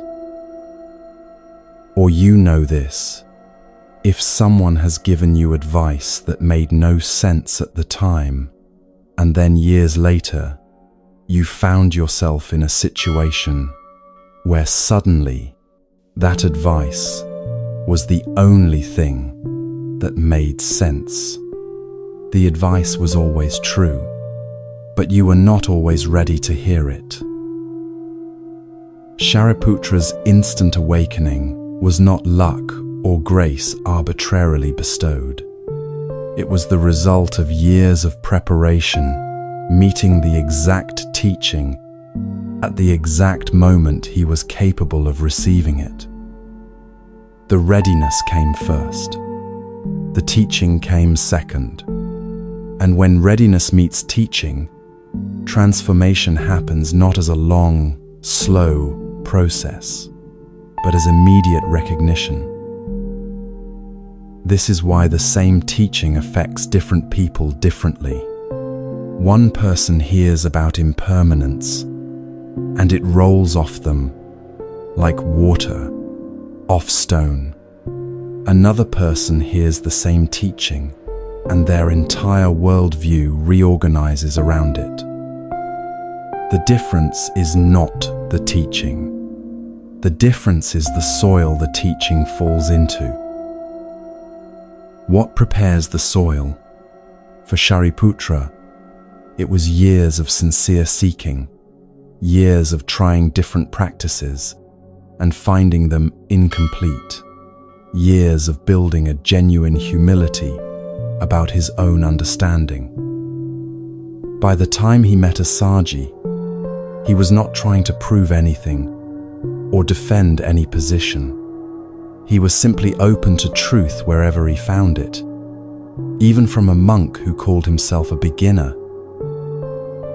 For you, the preparation might look different. Maybe it is suffering that has worn down your resistance to seeing clearly. Maybe it is a series of failures that have made you question assumptions you thought were unquestionable. Maybe it is years of therapy or meditation, or simply living that have gradually made you less defended and more available to reality as it is. But you know when the soil is ready because you stop needing the teaching to say what you want to hear and start being able to hear what the teaching actually says. You stop filtering everything through the question, does this confirm what I already believe? And start asking, is this true? You stop protecting your existing understanding and start being genuinely curious about what you might have missed. Shariputra did not become a stream enterer because the 4 lines were magic words. He became a stream enterer because he was ready to become a stream enterer, and the 4 lines were the catalyst that activated a transformation already prepared for. The teaching was the match. His readiness was the kindling. Both were necessary. This matters because many people are waiting for the perfect teaching, the perfect teacher, the perfect technique that will finally make everything click. They go from book to book, workshop to workshop, teacher to teacher, always looking for the magic formula. But the teaching you need might be one you have already heard 10 times. What you are actually waiting for is not a new teaching, but your own readiness to hear it. How do you prepare the soil? By being honest about what you do not know instead of pretending to know more than you do. By admitting when practices are not working instead of performing spiritual progress. By staying curious instead of becoming certain. By remaining genuinely open to being wrong about fundamental things. Shariputra could have dismissed Asaji. Here was a monk who admitted he was a beginner, who could only share 4 lines of teaching, who had nothing elaborate or impressive to offer. Shariputra had studied with renowned teachers, had access to sophisticated philosophical systems, had spent years in advanced practices, but he listened anyway, without hierarchy, without dismissal, without the assumption that he already knew better. That quality of listening, open, humble, genuinely receptive, is what made the 4 lines land. If he had been defending his existing understanding, if he had been comparing this teaching to others he had learned, if he had been evaluating Asaji's qualifications before deciding whether to take the word seriously, the moment would have passed. But he listened the way soil receives seeds, without judgment, just open. This is the 8th release, understanding that transformation happens not when you find the perfect teaching, but when you become ready to hear what has always been available. The teachings are already here, have been here for centuries, are being spoken and written and shared constantly. What is rare is not the teaching, but the readiness to receive it, the quality of openness that allows truth to land without resistance, without deflection, without the mind immediately translating it into something more comfortable or familiar. Prepare the soil of your attention through honesty, through humility, through genuine curiosity, and when the teaching arrives, even in 4 simple lines from someone claiming to be a beginner, you will recognize it immediately as the thing you have been seeking all along. But how rare is it that the soil becomes ready, that readiness and teaching meet at precisely the right moment?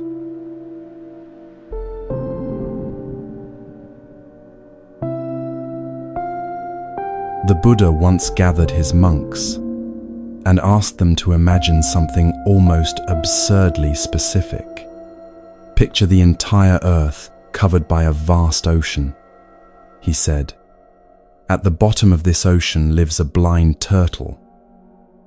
This turtle is ancient and slow, and it surfaces to breathe only once every 100 years. Now imagine," the Buddha continued, "that floating somewhere on the surface of this enormous ocean is a single wooden yoke, the kind used to harness oxen, with one hole in the center. The wind and currents push this yoke randomly across the water, never staying in one place, drifting east and west, north and south without pattern or predictability." The Buddha looked at his monks and asked, "What do you think? When that blind turtle surfaces once every 100 years, what are the chances its head will rise up precisely through the hole in that wandering yoke?" The monks laughed at the absurdity of the question. One of them answered, "Lord, it would be extraordinarily rare. The ocean is vast, the yoke is small and constantly moving, and the turtle is blind and surfaces so infrequently. The chances would be nearly impossible."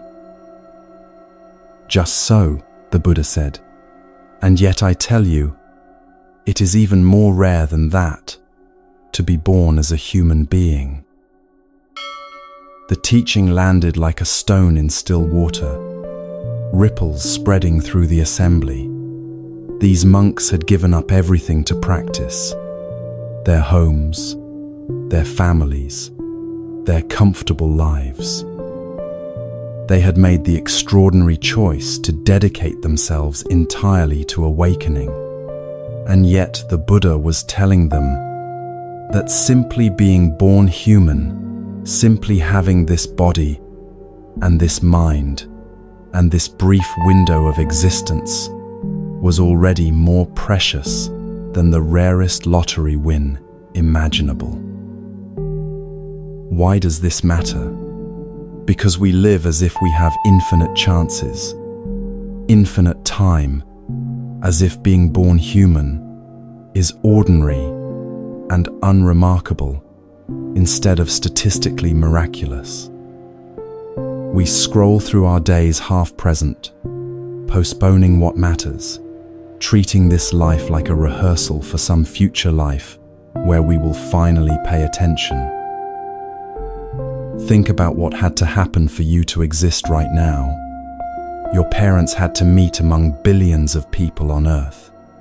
Their parents had to meet, going back through generations, an unbroken chain of meetings and survivals and births that stretches back to the beginning of human existence. One different choice by one ancestor 1,000 years ago, and you would not be here. Beyond that, you had to be born human rather than one of the countless other life forms on this planet. You had to be born with enough cognitive capacity to understand language, to reflect on your experience, to choose how you respond to what happens. You had to be born in a time and place where teachings about liberation are available, where you have enough freedom and resources to actually consider questions deeper than immediate survival. The blind turtle teaching is not meant to make you feel lucky in a generic, Hallmark card kind of way. It is meant to create a specific urgency about how you use this improbable life. If you truly grasped how rare this is, how easily you might never have existed at all, how this chance will not come around again after you die, would you spend today the way you are planning to spend it? The turtle surfaces once every 100 years. You get one human life, maybe 70 or 80 years if you are fortunate, and much of that will be spent in childhood learning basic skills, in old age declining, in sleep resting. The actual window where you have full capacity and genuine freedom to practice, to love, to create, to wake up, that window is shockingly small. And yet, how much of that window do you waste waiting for conditions to be perfect? Waiting until you have more money, more time, more energy, more certainty about which path to take. Waiting until the kids are grown, until you retire, until you finally figure out what you are supposed to be doing with your life. Meanwhile, the turtle has surfaced. Its head is above water, and you are spending these precious moments scrolling, worrying, rehearsing conversations that will never happen, holding grudges about things that no longer matter. The Buddha was not trying to induce guilt or shame with this teaching. He was trying to wake people up to the preciousness of what they already have before they waste it entirely. You do not need different circumstances to begin practicing, to start living according to your values, to stop postponing your actual life.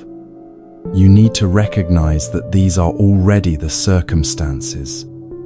This is already the life, and the turtle is already at the surface. Consider what it means that you can read these words right now. You have eyes that work, a mind that can process meaning, enough education to decode written language, enough leisure to spend time thinking about questions beyond survival. Billions of humans throughout history did not have these conditions. Billions alive right now do not have them. You hit the lottery of being born in circumstances where liberation is not just theoretically possible but practically accessible. And what are you doing with that access? The yoke drifts randomly across the infinite ocean. The conditions for awakening do not appear reliably or predictably. You happen to be born into a moment where the teachings exist, where you have freedom to explore them, where your basic needs are met enough that you can turn attention to deeper questions. This is not guaranteed to last. Political situations change. Personal circumstances shift. Bodies decline. Mental capacity fades. The yoke might drift away before you surface again. This creates a particular quality of urgency that is different from anxiety. Anxiety says, you are running out of time and failing and nothing you do is enough. Gratitude urgency says, you have this moment, which is astonishing and precious, so do not waste it on things that do not matter. One paralyzes, the other galvanizes. When you truly feel the rarity of human birth, certain choices become easier. The petty argument with your partner, is this how you want to spend your blind turtle surfacing moment? The hours lost to resentment about something that happened years ago, is this worthy of this rare and precious life? The postponement of important conversations, meaningful work, genuine presence with people you love. Can you afford to wait when the turtle only surfaces once? The teaching asks you to take seriously the fact that you will not always be here, that this specific configuration of consciousness and body and circumstance is temporary and will dissolve, and that right now, in this moment, you have capacities and opportunities that are genuinely rare. Not rare compared to other humans you know, but rare in the scope of all possible existence across all time. A bacteria does not contemplate the nature of suffering. An insect does not choose to forgive. Most animals do not have the cognitive architecture to recognize their own patterns and intentionally change them. But you do. You can notice when you are being petty and choose generosity instead. You can see your own defensive patterns and work to soften them. You can recognize suffering in yourself and others and respond with compassion rather than reactivity. This capacity is the hole in the yoke, and you have surfaced right through it. So what now? The turtle is at the surface, the yoke is right there, and you have maybe a few decades before you sink back down into the depths. The Buddha is not suggesting you panic or force yourself into some exhausting spiritual marathon. He is suggesting you pay attention, that you stop sleepwalking through the one life you have, that you recognize extraordinary circumstances when you are in them rather than only in retrospect. This means making choices today that reflect the preciousness of today. Not someday, when you have more time, or better conditions, or a clearer sense of purpose, but today, with exactly the time and conditions and clarity you have right now. The blind turtle did not wait for perfect visibility or calm seas or a guarantee that the yoke would be exactly overhead. It surfaced when it surfaced, and either the yoke was there or it was not. For you, the yoke is here. You are alive. You are conscious. You have access to teachings about how to live with more wisdom and less suffering, and you have at least this moment to do something with all of that. Tomorrow is not guaranteed. Next year is not promised. But right now, you have what the turtle spent 100 years submerged to reach: air, light, and the chance to see clearly before diving back down. The monks who heard this teaching were already living as if their human birth mattered. They had given up ordinary life to train full-time in awakening. But even they needed the reminder. This is rare, this is precious. Do not take it for granted even for a moment. If they needed that reminder, how much more do we need it? We who have the same rare circumstances, but fill them with distraction and postponement, and the illusion that there will always be more time.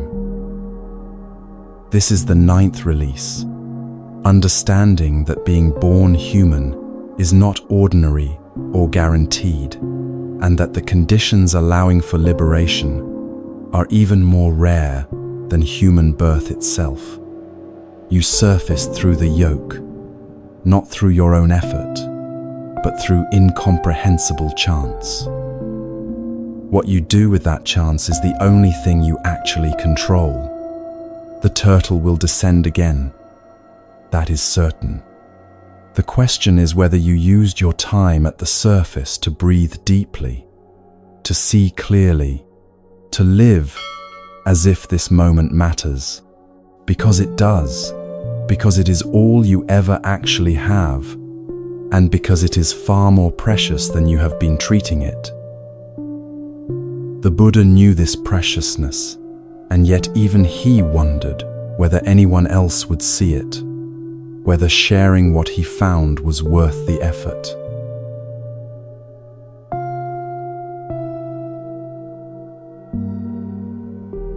After 6 years of extreme practice, after finally sitting beneath the Bodhi tree and breaking through to complete awakening, the Buddha sat in the silence of his liberation for 7 weeks. He had found what he had been seeking, the end of suffering, the understanding of how craving creates bondage and how its cessation creates freedom. He had the answer to the question that had driven him from the palace through years of ascetic practice to this moment of complete clarity. And then he thought, who would understand this? The teaching he had discovered was subtle, profound, difficult to see. It went against every natural instinct, the instinct to grasp at pleasure, to push away pain, to believe in a permanent self that needs protecting and defending.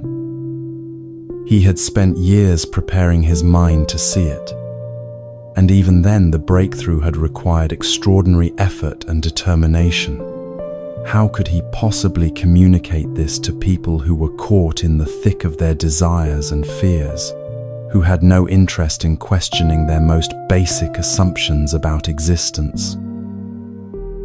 The texts say that the Buddha reflected, "This truth I have realized is deep, hard to see, hard to understand, peaceful and sublime, beyond the sphere of reasoning, subtle, comprehensible only to the wise. But people are attached to sensual pleasures. They delight in attachment. They enjoy attachment. For such people, this truth will be difficult to see. So he decided not to teach, not out of stinginess or lack of compassion, but out of a realistic assessment that the effort would be wasted, that no one would understand, that he would be trying to explain color to people born blind, or music to people born deaf. Why exhaust himself trying to communicate the incommunicable? Better to remain in the peace of his own liberation and let the world continue as it was. This moment of doubt is rarely talked about, but it is crucial. Even the Buddha, freshly enlightened, experienced the thought, "My wisdom will not help anyone. People will not understand. Teaching is futile." If he felt that, how much more do we feel it when we have something true to offer, but doubt whether anyone will receive it? At this moment of the Buddha's hesitation, the texts say that Brahma Sahampati, a divine being, a god in the cosmology of ancient India, appeared before him. Brahma had been watching the whole drama of the Buddha's journey, and now, seeing that the Buddha might not teach, he was horrified. Here was someone who had found the way out of suffering, and he was about to keep it to himself because he assumed no one would understand. Brahma bowed before the Buddha and said, "Lord, please teach. There are beings with little dust in their eyes who are falling away through not hearing the teaching. There will be those who will understand." The Buddha looked at the world with what the texts call the eye of a Buddha, a clear perception that sees things as they actually are. And what he saw was that Brahma was right. Not everyone was drowning in attachment. Some people had only a little dust in their eyes. They were close to seeing clearly. They just needed someone to articulate what they were already beginning to intuit. Some people were genuinely ready to hear, genuinely capable of understanding, genuinely prepared to put the teaching into practice. So the Buddha agreed to teach, not because he believed everyone would understand. That was never going to be true. But because some people would understand, and those people deserved to hear what he had discovered. Their liberation mattered, even if it was not universal, even if many others would ignore or reject the teaching entirely. This story is about the Buddha, but it is also about you, about every time you have held back from sharing something true because you assumed no one would care or understand, about every time you have kept silent about your experience because speaking seemed futile, about every time you have thought, what difference would it make? Who would listen? Why bother? Maybe you have insight about how your workplace could function better, but you do not speak up because you assume management will not listen. Maybe you understand something about parenting or relationships or healing that could help others, but you keep it to yourself because you think, who am I to teach anyone? Maybe you have survived something difficult and learned something valuable in the process, but you do not share your story because you believe no one wants to hear about pain or struggle. The Buddha's hesitation gives you permission to acknowledge that yes, many people will not understand, will not care, will not be ready to hear what you have to offer. That is true and realistic. But Brahma's request reminds you there are beings with little dust in their eyes. There are people who are right on the edge of understanding, who just need someone to name what they are experiencing, who are genuinely ready to receive what you have learned. You do not have to reach everyone. You do not have to convince the unconvincible or wake up people who are determined to stay asleep. But there are some, maybe just a few, maybe more than you think, who are ready, who are waiting, who need exactly what you know, in exactly the way you know how to share it. And they matter enough to make the effort worthwhile.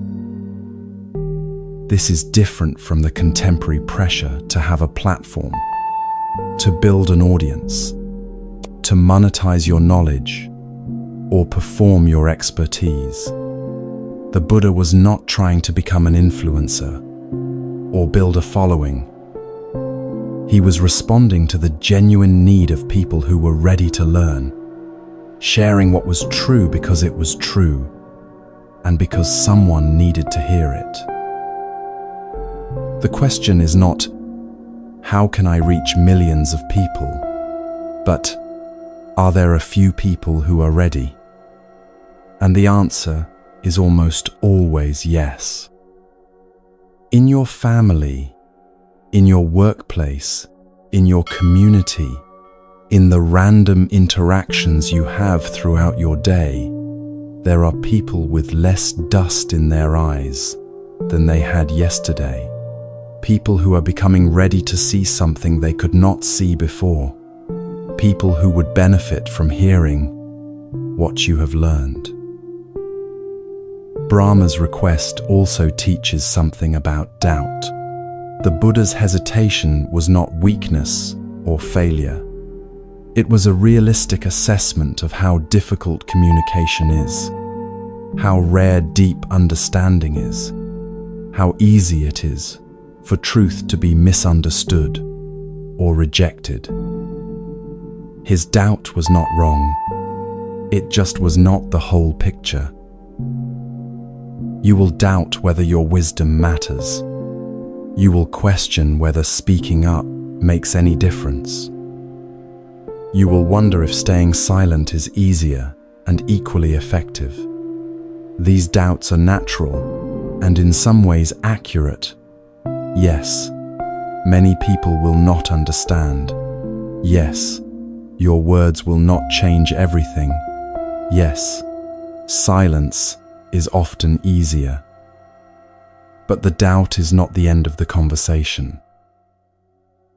After the doubt comes the question Brahma poses, but what about those with little dust in their eyes? What about the ones who are ready? Do they not deserve to hear? And when you ask that question honestly, the answer shifts from no one will understand to some people will understand, and that is enough. The Buddha spent the next 45 years teaching. Not everyone who heard him became enlightened. Many rejected his teaching outright. Some misunderstood it completely. Some practiced for years and made minimal progress. But some, like Shariputra, like Moggallana, like thousands of monks and nuns and lay people across generations, heard the teaching and were transformed by it. The ones with little dust in their eyes did exist, and they received exactly what they needed. Your experience, your understanding, your hard-won wisdom from years of living and struggling and learning Someone needs it. Not everyone, not even most people, but someone whose eyes are almost clear, who is right on the edge of seeing what you see, who is waiting for someone to name the thing they are experiencing so they know they are not alone and not crazy. The question is whether you will let your doubt about reaching everyone prevent you from reaching the few who are actually ready. Whether you will stay silent because most people will not understand or speak anyway because some people will. Whether you will hoard your wisdom because it seems futile to share or offer it freely to whoever has ears to hear. Brahma's request was not, make everyone understand. It was teach for the sake of those who are ready. The Buddha could not enlighten everyone, but he could make the teaching available so that those who were prepared to receive it would have access to it. That was enough. That is always enough. This is the 10th release. Understanding that your wisdom does not have to reach everyone to matter, that there are people with little dust in their eyes who are ready to hear what you have learned, and that your doubt about whether teaching makes a difference should not prevent you from offering what is true to those who are genuinely prepared to receive it. The Buddha almost stayed silent. He almost let his realistic assessment of human limitation keep him from sharing what he knew. But Brahma reminded him, the ready ones exist. They are waiting. They deserve to hear. And reaching them is worth the effort, even if many others will not understand.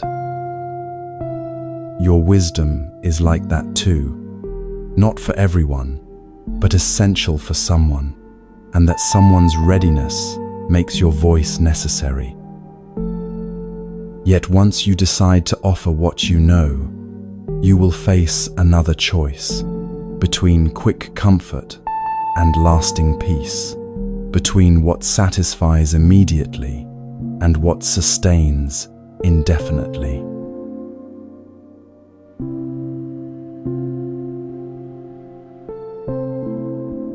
A young monk rose before dawn to bathe in the river, as was his custom. The water was cold and clear, the morning air still cool, the world quiet except for birds beginning their first songs. He washed mindfully, present with each sensation, not rushing, not lost in thought, just bathing. As he prepared to leave the river, a goddess appeared before him. She was extraordinarily beautiful, radiant, with an otherworldly light, and she smiled at him with an invitation that was unmistakable. "Young monk," she said, her voice like music, "you are wasting your youth. Look at you, young, healthy, full of vitality. And what are you doing with this precious time? Sitting in meditation, eating one meal a day, sleeping on the ground, renouncing all pleasure. I can offer you everything you are denying yourself: sensual delight, luxury, comfort, all the pleasures your body was made to experience. Why choose hardship when happiness is available right now?" The monk looked at her without agitation, without temptation, without even needing to resist. He simply replied, "I have abandoned dangerous pleasures for the sake of pleasure that is safe." You praise sensual pleasure, goddess, but I do not delight in it. I have found joy in the Dhamma, in the teaching, and that joy has dismantled craving entirely. The goddess vanished, her offering rejected, her power useless against someone who genuinely preferred what he had found to what she was selling. The monk continued with his day, unbothered, clear, at peace, in a way the goddess could not touch or take away.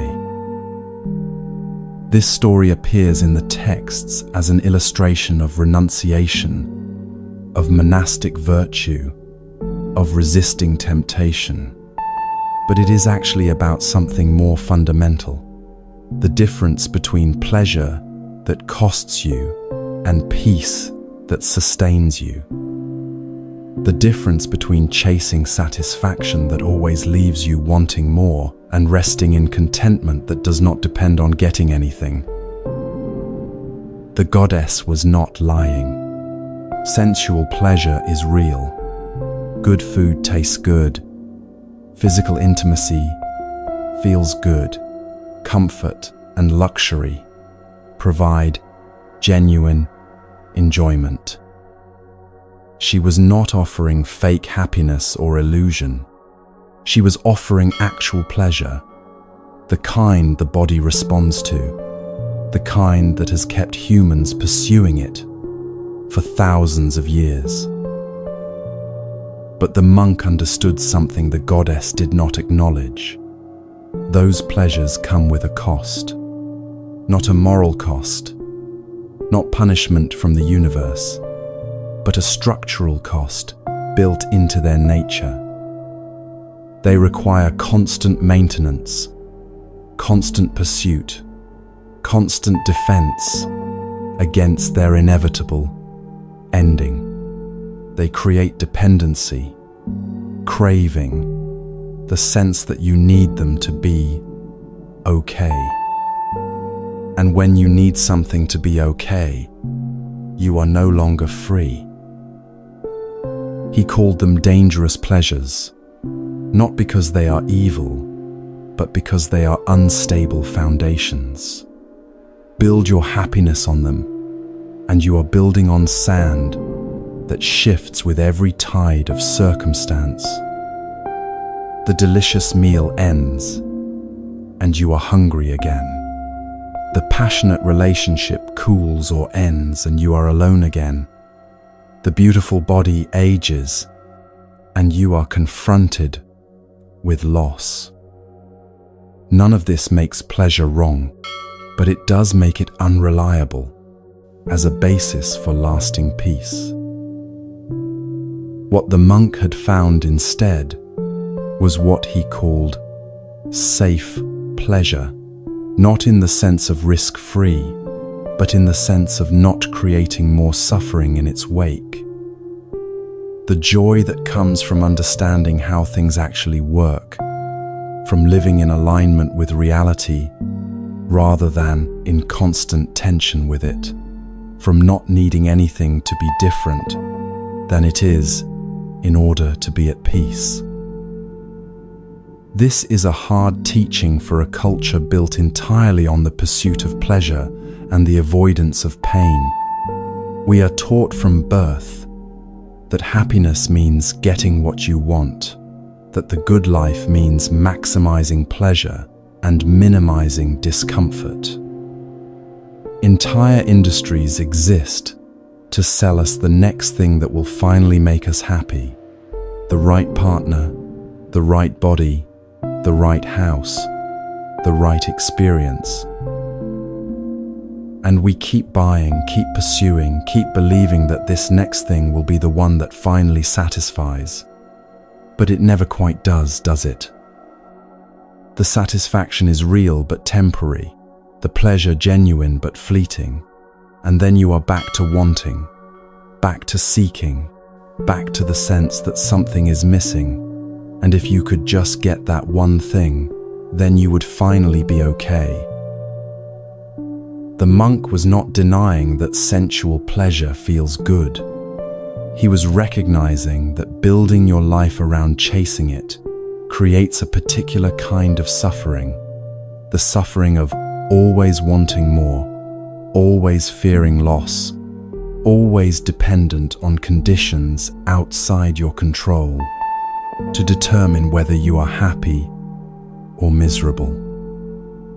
He had tried that approach and found it exhausting.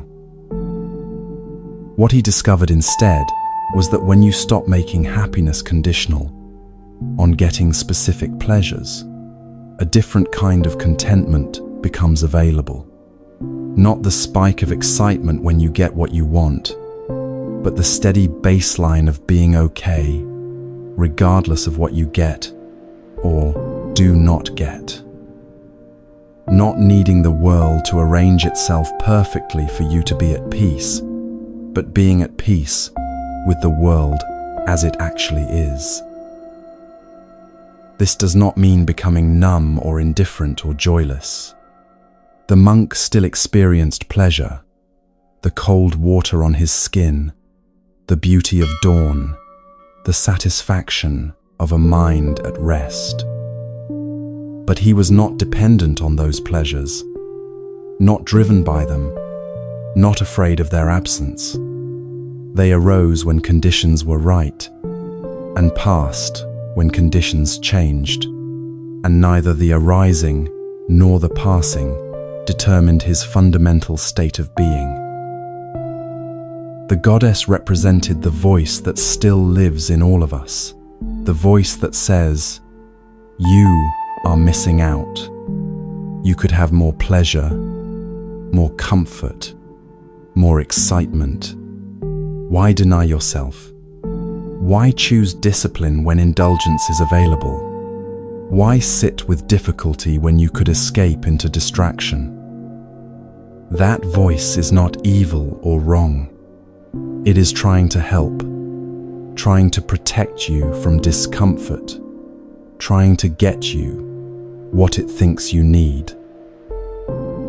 But the monk's response teaches that sometimes what the voice is offering, while genuine, is not actually what you most deeply want. Sometimes the pleasure being offered would cost you the peace you have been cultivating. Sometimes saying yes to immediate gratification means saying no to something more valuable that requires patience and discipline to develop.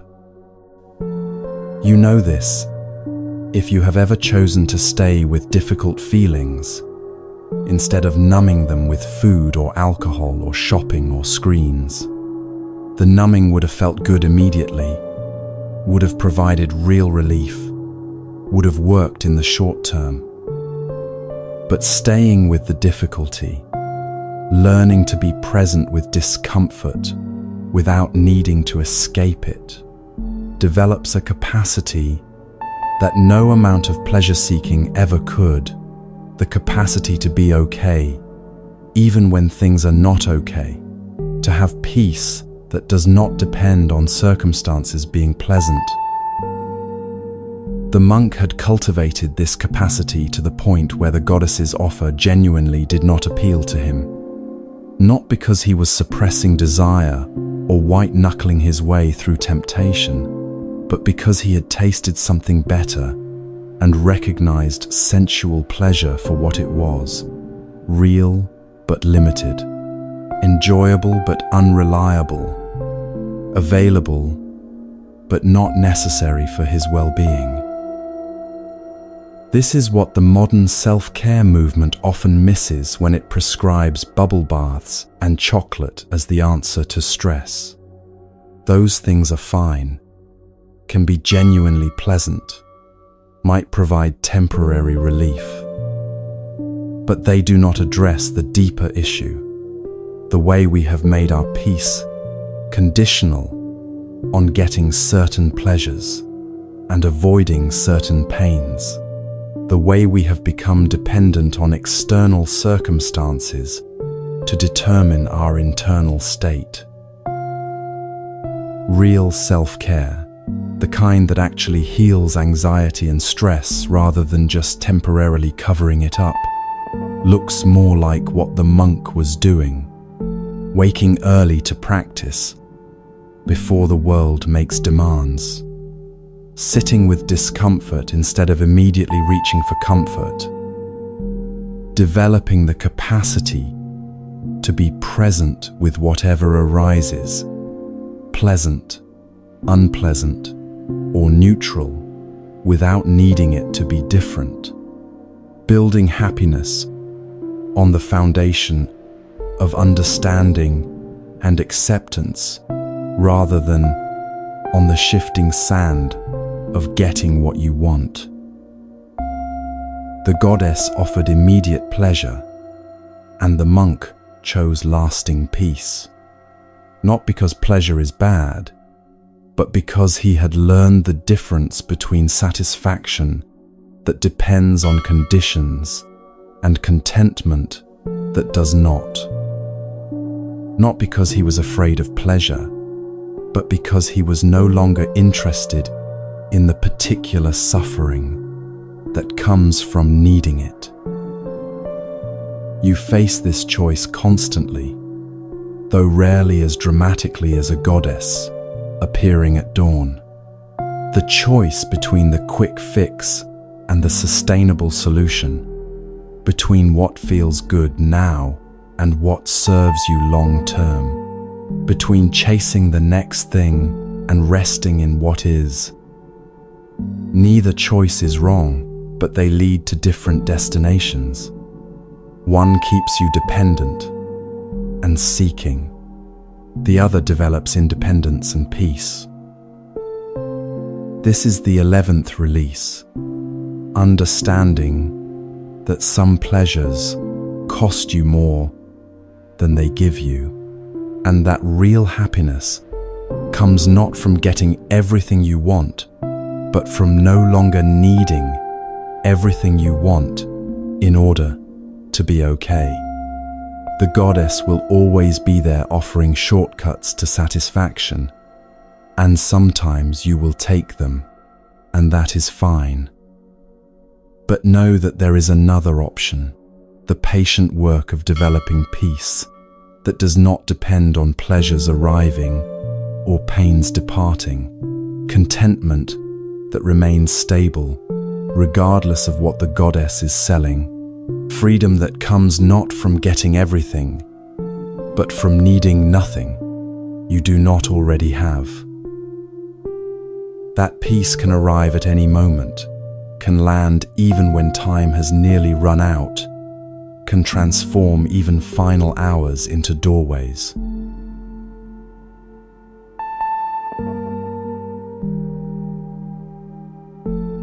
Anathapindika lay dying in his home in Savatthi, and he knew his time was measured in days, perhaps hours. He had been one of the Buddha's most devoted supporters for decades, the man who purchased the Jetavana monastery and donated it to the Sangha, who fed monks daily, who never missed an opportunity to practice generosity. He had lived a full lay life, managing businesses, raising a family, engaging with the world, while maintaining his commitment to the teachings as deeply as his circumstances allowed. Now his body was failing, and the pain was considerable. He sent word to the monastery asking if Shariputra and Ananda might visit him.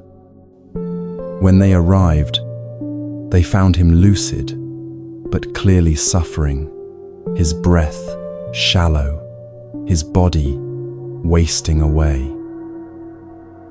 Shariputra sat beside the bed and asked how he was doing. Anathapindika admitted the truth. "Venerable Sir, my painful feelings are increasing, not subsiding. They grow stronger, not weaker. I feel my life force leaving."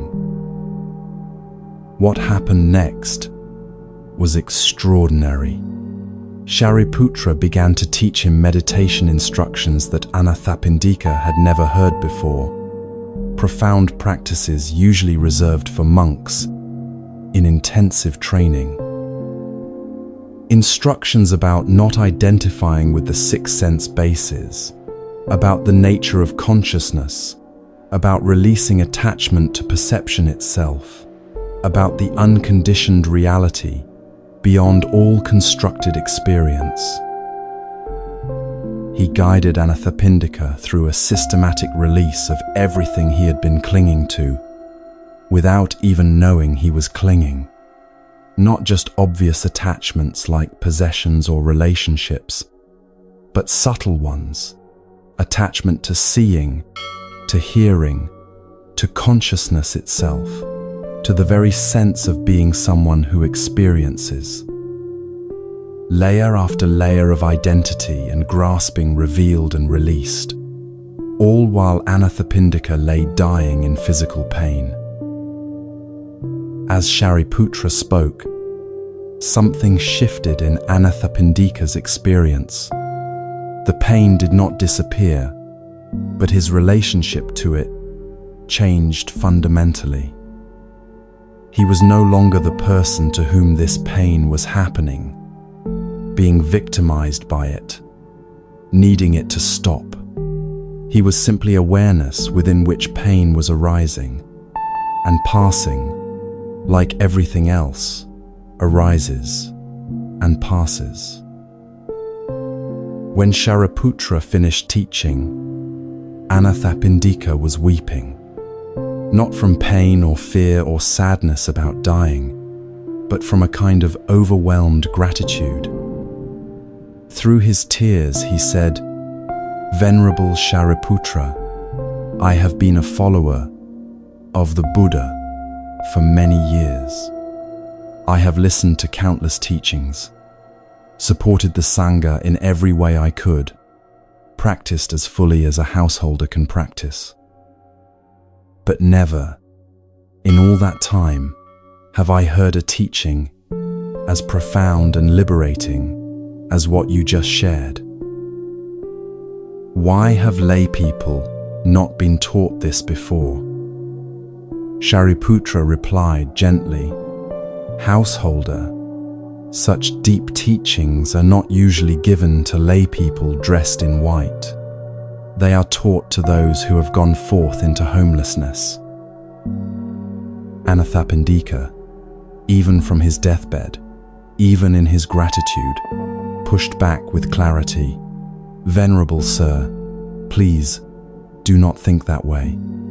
There are people living as householders who have little dust in their eyes, who would understand these teachings, who would benefit from them, who are capable of the deepest practice, even while living in the world. Do not withhold the profound teachings from lay people. Some of us are ready." Shortly after this exchange, Anathapindika died. The texts say he was reborn in a heavenly realm. But what matters more is this: he died having received exactly what he needed, at exactly the moment he needed it, having touched a depth of understanding that transformed his final hours from suffering into liberation. This story breaks open several assumptions we carry about timing and readiness and who deserves access to the deepest teachings. First, it confronts the belief that it is ever too late to learn something profound, to have a breakthrough, to touch real freedom. Anathapindika was literally dying. If anyone had an excuse to say, "Well, there is no point now," it was him. But the teaching found him anyway, landed anyway, transformed his experience anyway. How many times have you thought, "I am too old to start that now," or "I should have learned this decades ago," or "What is the point when I have so little time left?" Anathapindika teaches that the point is the transformation itself, the understanding itself, the freedom itself, not what you will do with it afterward, or how much time you have to apply it. The teaching has value in this moment, for this moment, regardless of how many moments follow. Second, The story challenges the gatekeeping impulse that says certain teachings are only for certain people, that you need special credentials or circumstances to access the deepest wisdom. Shariputra genuinely believed he was being appropriate by withholding these teachings from lay people. He was following convention, protecting what was considered advanced material, making reasonable assumptions about who was ready for what. But Anathapindika, even dying, had the clarity to say, that assumption is wrong. Some householders are ready. Some people living ordinary lives, working jobs, raising families, paying bills, have little dust in their eyes and would benefit from the teachings you think are too advanced for them. Do not decide for them what they can handle or understand. This matters now because there is still a tendency to believe that deep spiritual practice requires monastic life, that real transformation is only available to people who can dedicate themselves full-time, that if you have responsibilities in the world, you should settle for beginner-level teachings and leave the profound stuff to the renunciants. Anathapindika's deathbed challenge says, no, do not make that assumption. Do not withhold depth from people based on their life circumstances. Third, the story reveals that sometimes the deepest teachings land most powerfully when the stakes are highest, when you cannot postpone or theorize or make it abstract. Anathapindika did not have the luxury of thinking, I will practice this later, when I have more time. He was dying right now. The teaching had to work right now, or not at all. And maybe that urgency, that inability to delay, created the conditions for the teaching to penetrate more deeply than it might have decades earlier, when he still thought he had infinite time. You do not have to be on your literal deathbed to recognize this dynamic. Any crisis, any breakdown, any moment when your usual strategies stop working, creates an opening for teachings that might otherwise bounce off your defended consciousness. When you are truly suffering, when the stakes are real, when you cannot pretend anymore, that is often when you are most ready to hear what you need to hear. The teaching Shariputra gave was about releasing identification with everything you think you are. Your seeing, your hearing, your thinking, your sense of being a self having experiences. Normally that sounds theoretical, philosophical, interesting maybe, but not urgent.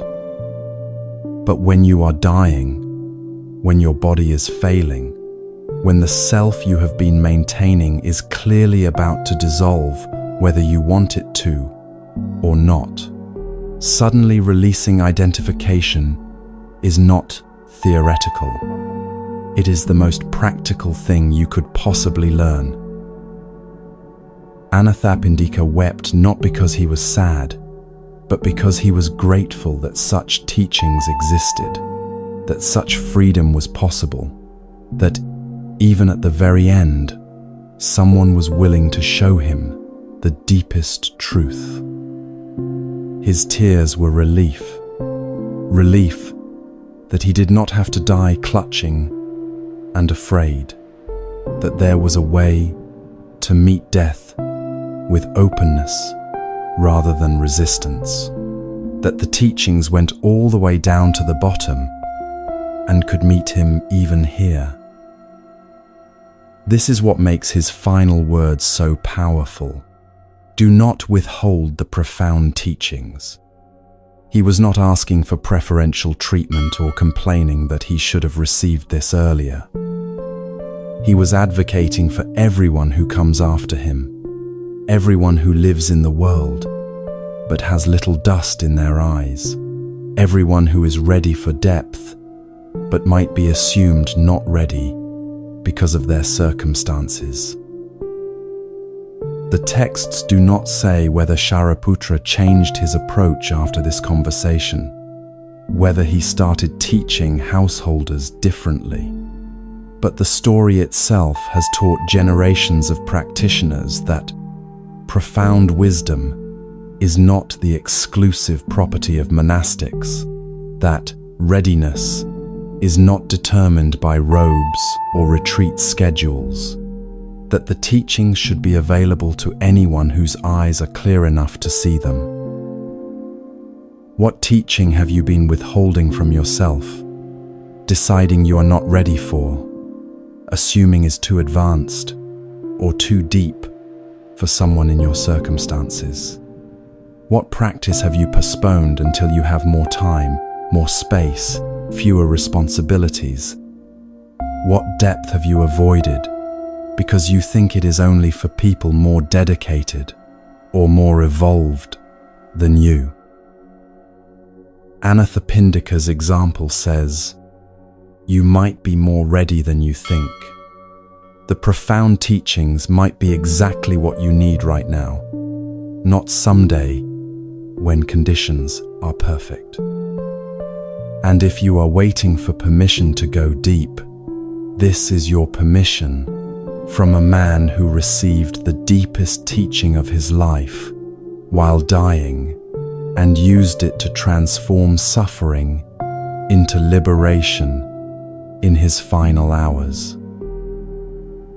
This is the 12th release, understanding that it is never too late to learn something profound, that you do not need special circumstances to access the deepest teachings, and that readiness is determined not by your life situation, but by the clarity of your seeing and the sincerity of your seeking.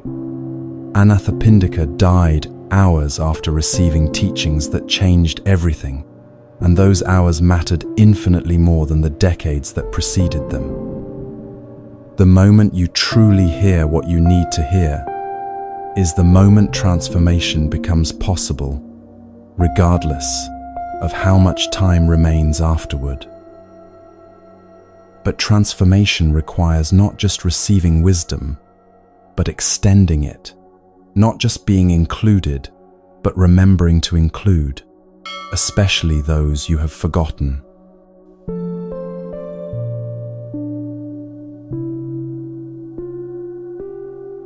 King Bimbisara of Magadha was known for his generosity. He regularly hosted large offerings to monks and wandering ascetics, feeding hundreds at a time, giving freely from the royal treasury to support spiritual practitioners. After the Buddha's enlightenment, Bimbisara became one of his earliest and most devoted lay supporters, offering the Bamboo Grove Monastery and ensuring the Sangha never lacked for food or shelter. One day, after a particularly lavish offering ceremony, Bimbisara heard something that disturbed his sleep. Wailing, terrible cries of anguish coming from somewhere beyond the palace walls.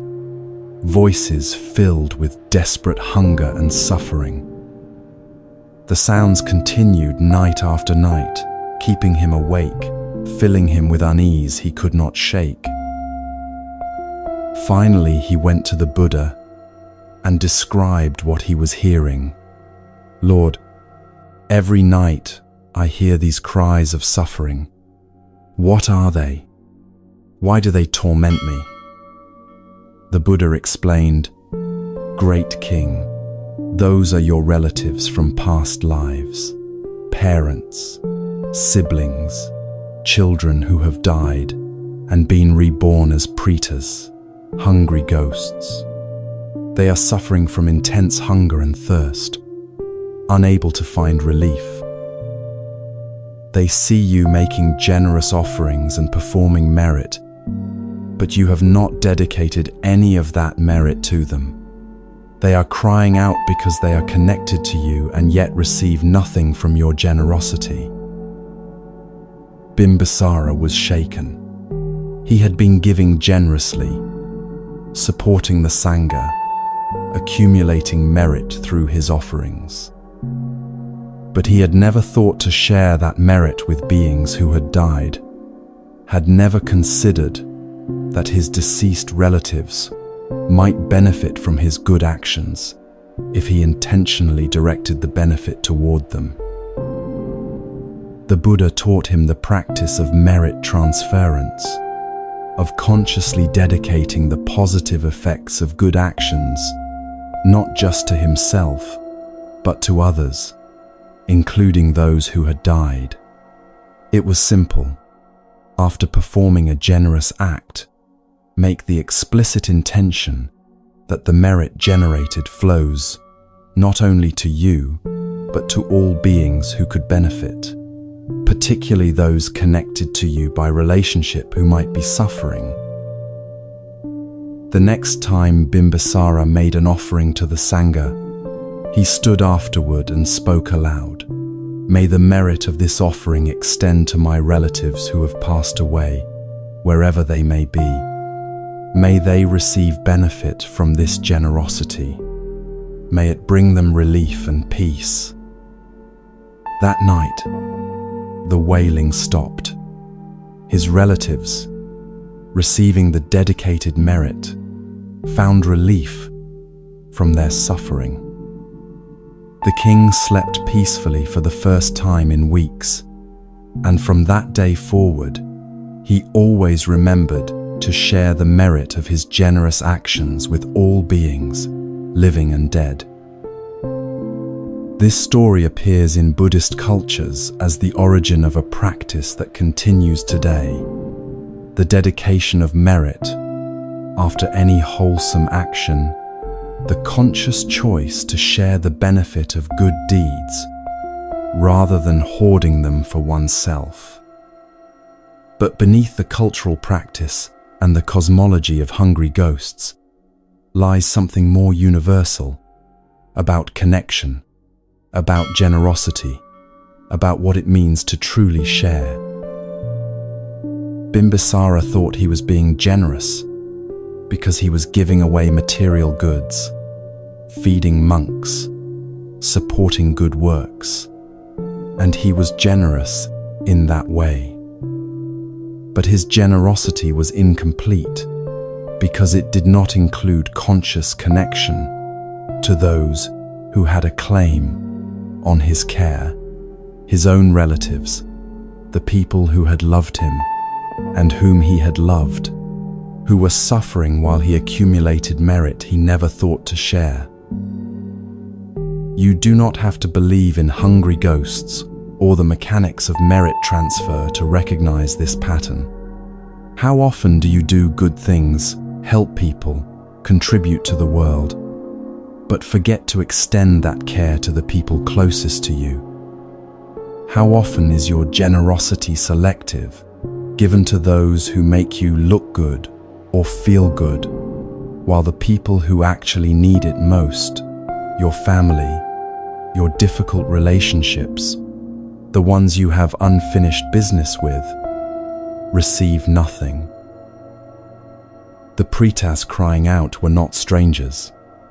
They were Bimbisara's own relatives, people he had been connected to, people whose suffering was linked to him by bonds of relationship. His failure was not a failure to be generous in general, but a failure to let his generosity extend to the uncomfortable places, to the people he would rather not think about, to connections that required more than just material giving.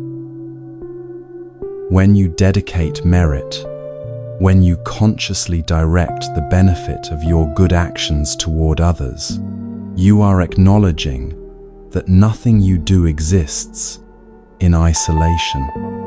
Your happiness is connected to others' happiness. Your peace is entangled with others' suffering.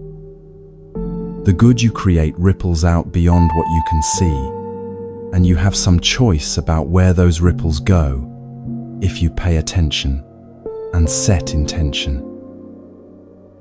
This practice of merit dedication has become routine in many Buddhist cultures, sometimes so routine that it loses its power and becomes mere formula. People mumble the dedication verses without really feeling the intention behind them, without genuinely wishing for the benefit to reach others. But when done with sincerity, the practice cultivates something essential: the recognition that your well-being and others' well-being are not separate, that true generosity extends beyond the transactional, that care requires conscious attention to who you are including and who you might be leaving out. The Buddha's instruction to Bimbisara was not believe in hungry ghosts and perform this ritual. It was notice who you are forgetting in your generosity and bring them back into the circle of your care. The Pretas were suffering not because the merit did not exist, but because it was never consciously directed toward them. Bimbisara's relatives were forgotten, and that forgetting was its own kind of harm. Who have you forgotten in the circle of your care? What relationships have you left unfinished? What connections have you abandoned? What people are you ignoring while you direct your energy and generosity towards safer, easier recipients?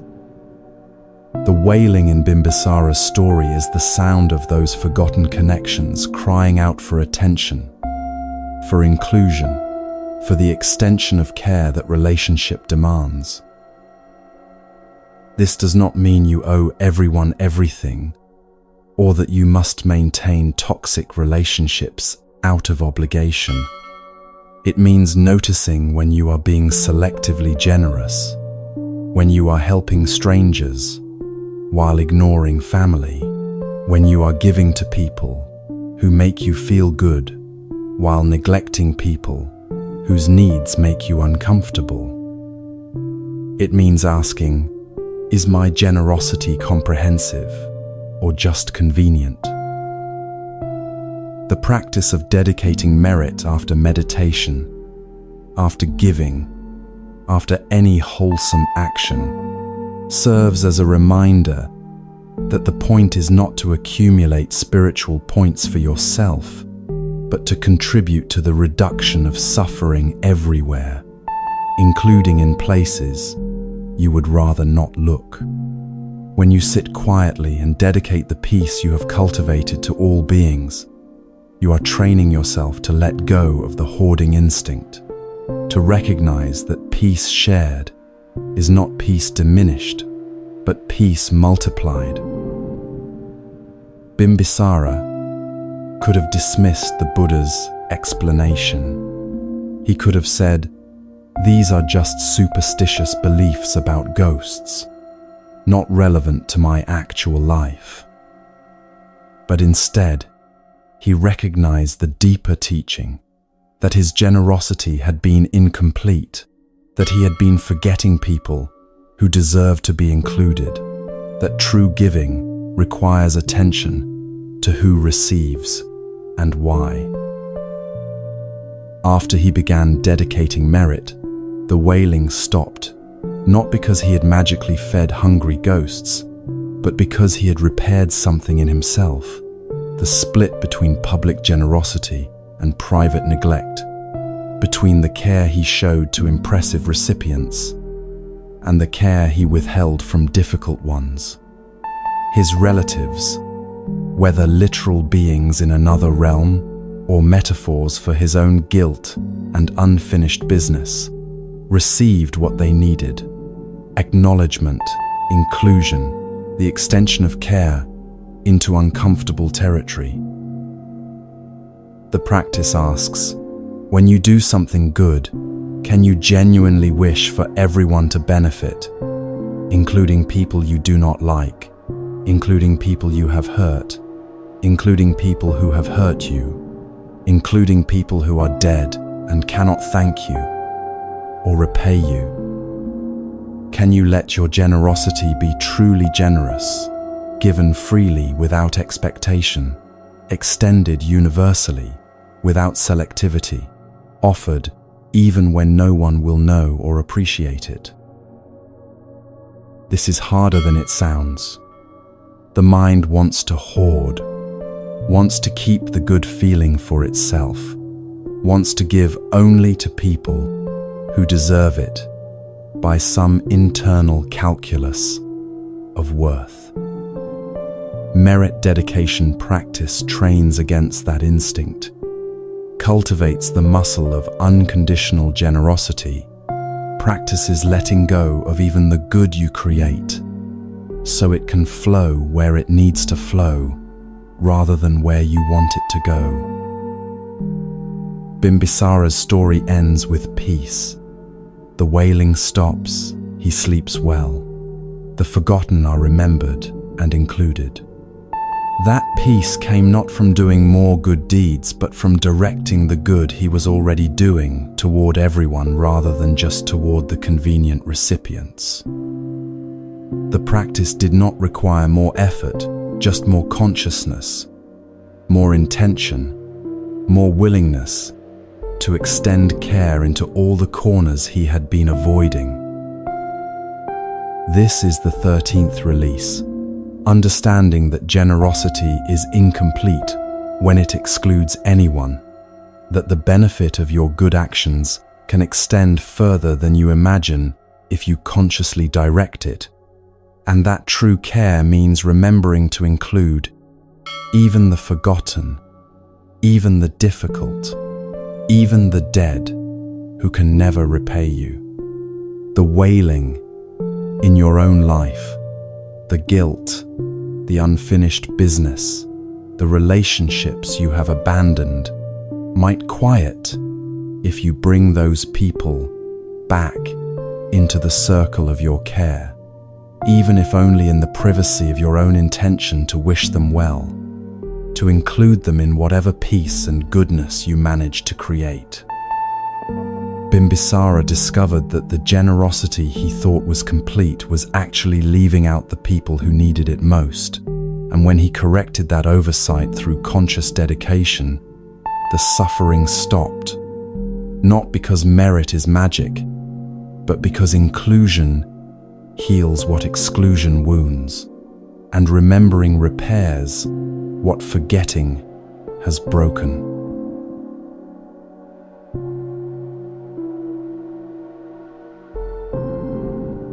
You began carrying weight that did not belong to you. Now, notice what feels lighter. Kisa Gotami set down the burden of suffering alone and discovered she never was alone. Sona set down relentless pushing and found the rhythm that sustains.